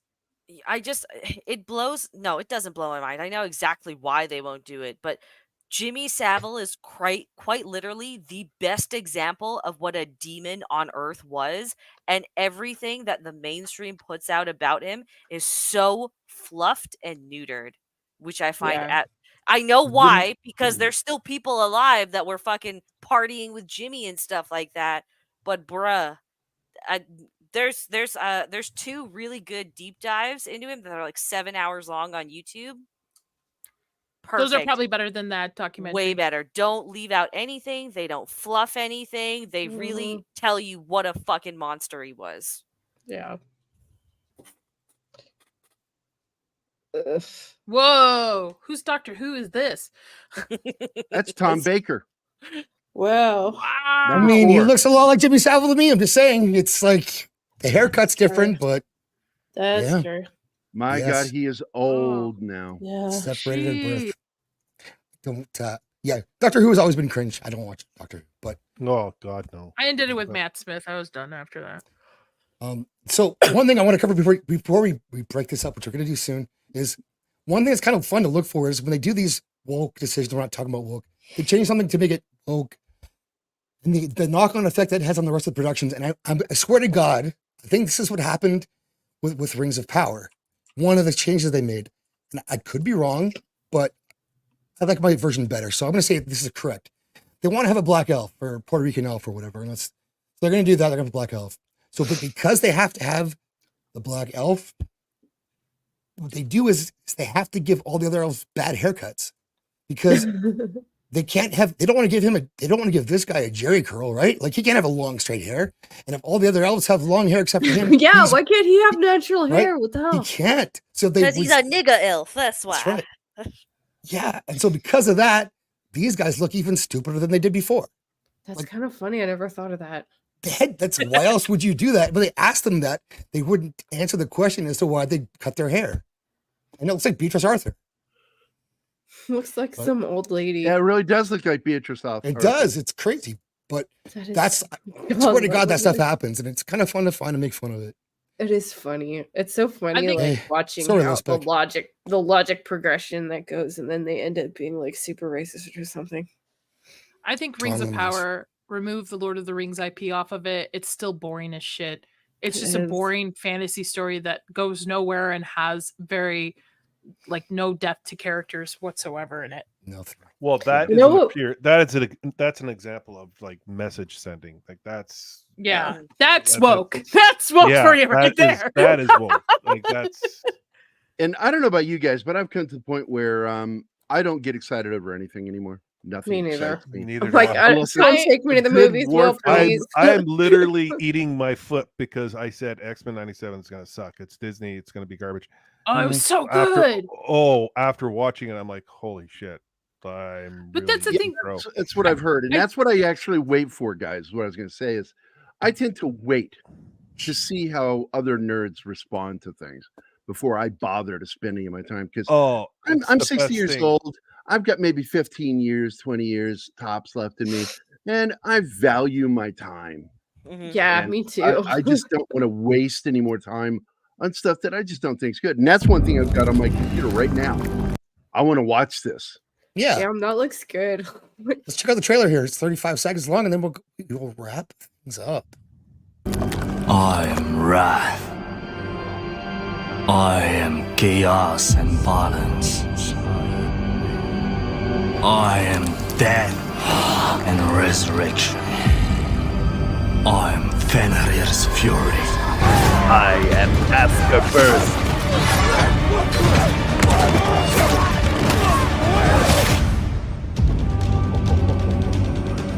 That looks freaking badass. Oh, it's awesome. It does. I It's do because like they that. pay to the fans. I don't know why these companies are allergic to money. Give You us know actually why. things. I know. Yeah, we 'Cause they all get know money from where why. else. Yeah. Gary, when you They watch act it, like send me a message. that doing 'cause- stuff for the fans is bad. I That's know, bad. right? Don't do that. Don't placate to the fans. Like they need to tell us what we like. You've got a built-in audience, and you don't want to placate them. Don't like money. Nope. So let's close up shop here. Go around, talk about what you guys are working on. Also, when you're done, I want to hear one thing right now you're currently consuming. Wrong word. That you're enjoying. If there's TV, movie, book, whatever you're into right now, that's good. You like it. Let's give people something good to watch. And so we're gonna start with NADIA. NADIA. I don't have anything coming up. But some videos. You have a new being channel. dropped. Yes, I have a new channel, Horror with Nadia, or not Horror with Nadia. I'll be right back. You have trouble with this word, I've noticed I know. tonight. English is not my first language. I will be doing horror. It will be a horror focused channel on movie reviews, but I also every Tuesday drop a video about what's going on in the horror genre, news about movies coming out, trailers, things like that. So that will be every Tuesday, and then dropping movie reviews on that. What I'm enjoying, I don't want to say because people will judge me. No, say it. This Is is it a safe safe? space. I have two things I'm enjoying. I am playing Baldur's Gate again for the fine. 100th time with my husband. Finally, he's agreed Nice. to play with me, so I had to start a whole new campaign, and I still haven't finished this fucking game. And the other thing is, I'm a sucker for this. I really like Love After Lockup. It's my guilty pleasure TV. So I'm working my way through the seasons. Yes, it's about people who find love with inmates and their story and relationships. Yes, That's awesome. There's Are they like people who 100 work at the scenes. prison that find love with the inmates? Does No, the shift? they write them in and stuff. It's a whole thing, but I've been enjoying that. That's my guilty pleasure. So All right. all right. Oh, that's funny. That's not Dare even that Bear. bad. Hey, that's me. That's you. So you guys can all find me at this wonderful channel here. I'll share it right now. There you go. There you go. It's Pop Culture Minefield. It's populated by me and some black dude. If you share the screen there, Zach. Oh, I gotcha. It's me. And in fact, our last episode together, I had a serious question. And I said, "Well, this is a race question. Let's ask our in-house black guy, Keith, The house black. who just happens to be black." We Yeah. do a lot of good stuff. You also catch me on Toxic Tuesday over here on Zax's channel. Plus, coming up soon, and I wanted to talk to you about this, Nadia. I'm going to be doing a horror show once a month on Thursdays with my buddy Fanzine, Greg. We've been I'm friends in. for a long time, and we're doing Killer Clowns from Outer Space as our first one, I'm in. Red Run. I think it's what is the last Thursday of the month? What date is that? The 30th. It's the 30th. We're going to be doing a show at 9 o'clock 9 o'clock. What or time zone? 9:30. I'm sorry, 9:30 p.m. Central Time. Oh, okay. Yeah. Just can you DM me details? Because I'll forget. Oh God, that's a lot to ask, but yeah, I guess I could. Yeah, of course I could. I believe I'm free because I don't think Gooch. When are you starting Demon Slayer? A while. In June. June. Okay. Yeah. Perfect. Yep. So pretty much the last Thursday of every month, we're going to do a show called what do we call it? I can't even fucking remember. You just look on our channel, you can find it. It's we're going to be doing horror, sci-fi, horror doesn't matter. We just Greg and I have been friends for a long time, and we've wanted to do something together, and finally we're going to do it after 5 years. So, well, it's gonna if be you have fun. aliens on the schedule, I've never seen any of the aliens movies, so What? yeah, Come on. it's the whole thing. I would It's a whole like to do thing. the- We've I would like to hashed do the this out, first one guys. because it's the real horror show. Aliens We've is more of hashed an it. action film. Alien is a horror film. Okay. Yes. Yeah. Just DM me details. I'm totally in. And if You any say chance I get to talk BMU, about like poop it D- to you? whatever. But Blue Collar Losers, right? From is a great show. It's a show that nobody's been talking about, but everybody should. It's Like it. fantastic. I mean, Season 3 is coming out this fall for it too. So It's true, should be a Bush good time. McFadden. I do have a black friend. In fact, when I met Keith, I said, "Hey man, I'm down a black friend. Would you be my black friend?" And he said, "Yeah, I need a white friend." I went, "We're look at that. We're both And now you got a dating middle. somebody And now the you got other a Middle side." Eastern friend. Now you got a Middle Eastern one. Yeah, see, I was going to ask you, like you said, English wasn't your first language. So, what was your first language? Arabic. Which Nice. Arabic specifically? Oh, my dad's Jordanian and Palestinian, so that Okay. I don't speak it fluently. So, but it was I learned that first little, and then English. My mom kind of put a halt to it because my mom. So, if I is say Eng- Durka, Durka, yeah. Durka Jihad, you'd understand. I get it. Yeah, I understand. I have that. Muhammad Jihad. Yeah. It's a Durka, Tuesday for Durka, Beck to Durka say that to me, so Jihad. it's all right. That's how she greets me Alright. every time I DM her. Gary's stuff is in the chat now too. And you didn't you interview Lady in White director?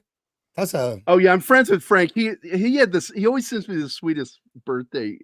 Like Dale Dye, he's my boss. I got an animated birthday card from them, Julie and Dale. But Frank will go to my Facebook page and just write the sweetest stuff. And he goes, "I love you, buddy." And it is really one of my favorite ghost stories. It's not a horror film; it's a ghost story, and it's also his personal biography as a kid. And he had a great cast in that film, just an amazing cast of people. And the kid that plays him is the kid from Witness. Plays him as a little Oh. kid. You know the kid I'm talking about. I keep forgetting his name, but a good actor. He's in Witness. Lucas Haas, was that him? Lucas Haas, that's him. Yeah. Played him as a kid, and it's a ghost story, a famous ghost story from the New Jersey area, The Lady in White.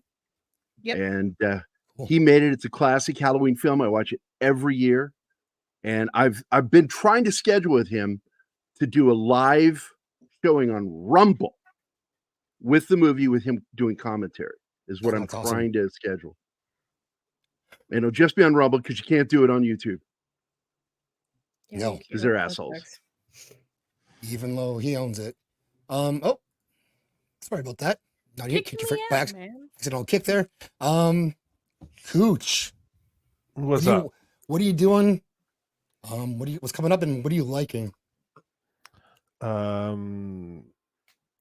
Oh, that's a good question. Well, what I got coming up is tomorrow night I got Cyberpunk Edge Runners episode 9. We're almost finished that series.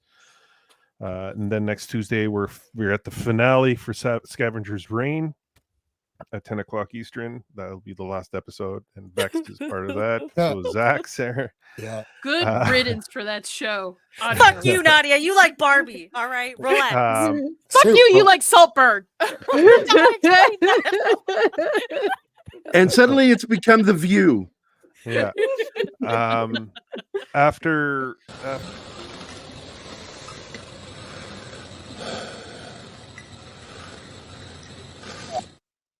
I almost threw up there. After Scavenger's Reign, I got a large panel for X-Men 97. That'll be on Tuesdays. After Cyberpunk Edge Runners, it's going to be Demon Slayer, the first 14 episodes. Fuck so yeah. Nadia is part of that. Wednesday nights is going to be Wednesday night animated movie night, and the first movie we're doing next Wednesday, and Zach's, you're part of that as well, is Heavy Metal, the 1981 movie. It's going to be cool. awesome. Oh, yeah, it's going to be awesome. So yeah, the channel is completely just animation and anime. So we're going to be looking at animated series, animated movies, and then anime. Tuesday, Wednesday, Thursday. So really looking forward to going there. And of course, a lot of you have been on the channel or will be on the channel. So it's and something that I like the conversations with you guys. I love talking with you guys. And give us something actually real. Come on. Damn it. Real. Get out of my head, Vex. Listen, I'm willing to admit I'm watching Love After Lockup. Come on, Gooch. What you got in your pocket? Let's do this. I actually haven't been watching anything, to be honest. I'm trying to think what I've been. Oh no, I watch oh my god. The Challenge. MTV's The Challenge. That's my guilty pleasure. I have to watch that. I don't know. I like watching it. I like the challenges, and I didn't say mine. Elsbeth is my guilty pleasure. What's that? It's the new second attempt at doing a Columbo ripoff on Peacock, and it's really not bad. It's actually 2 episodes really sucked. It's like they changed showrunner for 2 episodes, and it's like, what are you doing? What are you doing? It made no sense. And then final episode, back on track. It was just the 2 episodes before the final episode that just got goofy. The rest of the season, just fantastic. I enjoyed it. It has that feel of Columbo to it. Cool. That I like. Oh, I know what I'm watching. Secrets of the Hells Angels. What do you think of that? Because it's in my queue. Yeah, it's pretty good. It's not bad so far. I know. Well, I'm not going to mention names, but I know a lot of guys that are part of the HA. So I was just like, I gotta watch this. In Canada, they have biker gangs. We have huge biker gangs here. Really? Yes, massive. We have MS-13. We have MS-13 is not a biker gang. They're just big maple leaves. They're just a gang. Yeah, it is a gang. Yeah, it's not a biker gang though. Well, no, but we have like Manitoba, is right in the middle of North America, so it distributes. What city was that? Say that one more time. Manitoba, the province. It's a province. Manitoba. Yeah, my dad's from there. Manitoba. Manitoba. I thought Canadians were too nice to have biker gangs. Canadians are the meanest people. They're not Canadians. Yeah, I bet you they're not Canadians. Say that to my uncles. I have ones in. I wish my Canadian family had bigger balls than I do, but I love them. My uncle was part of the HA as well, and he is in hiding right now. So Vex knows this. He's with the witness protection plan. So where exactly is he? I have no idea. Where is he? It's funny because it's not funny, but my mom's brother just died, which obviously my uncle, that's his oldest brother. He just passed away 2 weeks ago. Oh, dude, I'm sorry. Yeah. No. It honestly, I don't talk to the family because. Okay, then fuck yeah, that's great. I hated that guy. Awesome. a lot of lot of Vex. We discussed that on on time.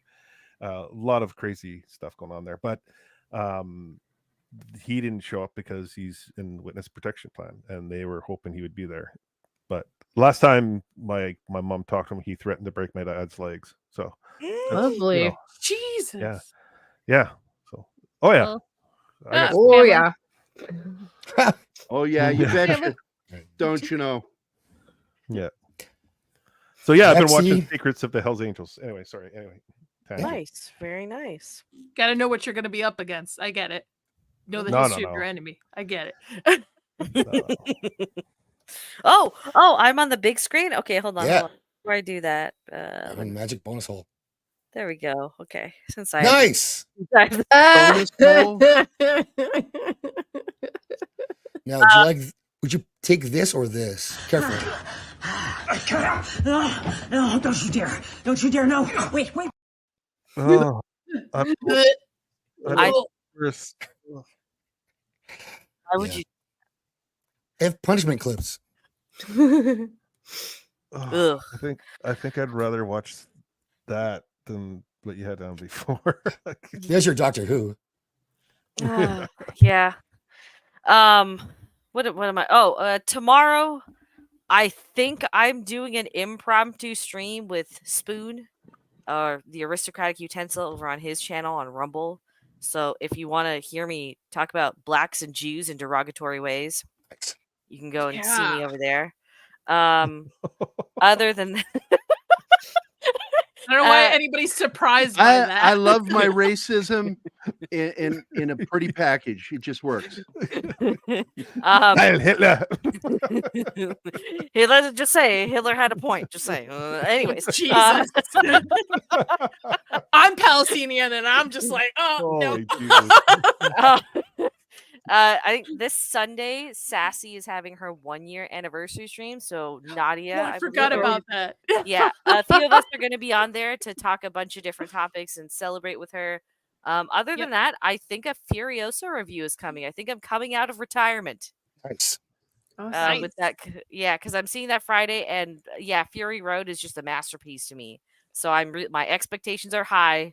I'm trying to subvert them, but it's not working. But yeah, something I've been enjoying. Hellblade 2 came out yesterday, so I've been playing that and enjoying it. And I started watching Clarkson's Farm, which is quite good. I've had that recommended so many times. It's supposed to be the best thing on TV right now. Me too, and I'm 3 episodes in, and I'm just like, God, because I like Jeremy Clarkson a lot from his Top Gear days. I'm just like, why did I wait so long to watch this? Like from the get go, in the first 5 minutes, there's a Jimmy Savile joke. Like it's wonderful. Nice. So yeah, no, really, really enjoying that, and yeah, everyone knows Jeremy Clarkson is a fucking G. He doesn't tolerate any of this shit. So He's he's just awesome. like. He's just himself and unfiltered, and it's fucking great. That is, you know what? I will eventually get to watch that. It's just the whole farming thing. It's, you know, it's a tough sell, but I have to try it because everyone says how amazing it is. So, I'm not down. Like I am hit or miss with the farming stuff, but I don't even care. It's just like there's so much charm to it, and it's funny. Like you'll fall in love with it. okay. Well, for me, I'm working on this. I'm here. Can still talk mostly, so that's pretty good. Yeah. Yeah, you sound 1,000 times better than you did just a few days ago. Yeah, it's coming along. It's so hopefully. fuck, I Are you hope it doing that lasts this tonsil time. compression stuff? All the time? Where you put something in the back of your throat and really push in on them? Yeah, I was using a cucumber, and then I was like, "This cucumber's too soft. I need something harder." So I've been trying other objects and getting some Enter help from Gooch. some very close I think friends. Vex's avatar will Gooch. help. Definitely. Yeah, it'll definitely spice things up. Here, let's get even gayer. There you go. Ooh. Ricky Booby. I'm watching this right now. How Dark is Matter that? Jesus. on Apple TV. It's good so far. Good so far. I'm worried Yeah, I've heard about nothing but good investing things time for it. into it because I invested time in Constellation and they canceled it. Yeah. Yeah, we got screwed there for sure. with Well, Constellation. that's this not one I don't always know. the case, though. You've got the other series on Apple. What is it called? The Moon Show by Ronald D. Moore. Oh, For All Mankind. right.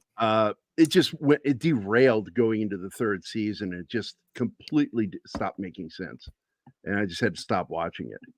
But boy, Again. those first 2 seasons were great. I recommend Physical on Apple TV with Rose Byrne. It's so good. It's about an 80s housewife with anorexia, has like an eating disorder, and she goes into the fitness world. It's so good. There's like 2 or 3 That is something I seasons. can identify with. I like Yeah, that. that Hell sounds yeah. terrible, Nadia. I'm sorry. No, it's Yeah, really good. It's no. really good. I'm really underselling it. I promise. Because really, I really I'm think an you would like 80s, it, I'm an actually. 80s woman. Deep inside, I'm an 80s woman with an eating disorder. So, no, I totally get this. It's really good. I'm underselling it. I'm Holy putting it on my I'm list. outta I'm here. putting it on my list. I'm putting it on my list right now. There we go. I just added it to my watch list. So I don't know if it's going to be good at the end or if it got canceled or whatever, but so far it's good. Great cast. And Jennifer Connelly, she's like, I've been in love with her for so long. And Oh, you and me both, buddy. I think I have a shot. I Maybe. think Since every the guy at 80s, this man. point, yeah, if you were born No. in the 80s, you 80s. fell in love with this No, woman. I don't. I think Oh, she you're gay? smells Like, I Yeah, think I she was smells gonna like, just ask too. I think she That's smells awesome. like wet cardboard. I think I just- prefer my women to Ow. have penises. Purple hair. no. Well, then I'll keep her No. for myself. Gooch, you don't get her. How about that? That's fine. Wet And that- cardboard. That's it. Circle of Jerks is coming back this Saturday. I don't know where. Could be AJ, because one AJ story, he paid people to fix his computer $100, and they didn't fix his computer or give it back. So he's getting a different one. So Oh no. What? well done, AJ. Well done. Really? Yeah. Are you serious, dude? He's like possibly the next Hunter Biden. Who could say? I don't know what's on that computer, but he paid them all and of his No. furry stuff. they didn't fix it. His furry stuff. True. No. I bet there's a couple dick pics on there too. A couple. Not his. But are they Right. his? Can't Yeah, fit. they're not his. Okay. There's a ton. And with that, the best part of the show. Let's go. Sing it. Gary. Thanks, everyone. What do we sing?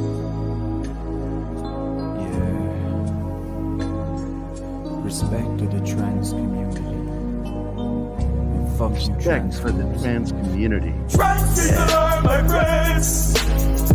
Trans folks gonna catch these hands. Trans people are my friends. So respect them for where we're waiting. Trans people are my friends.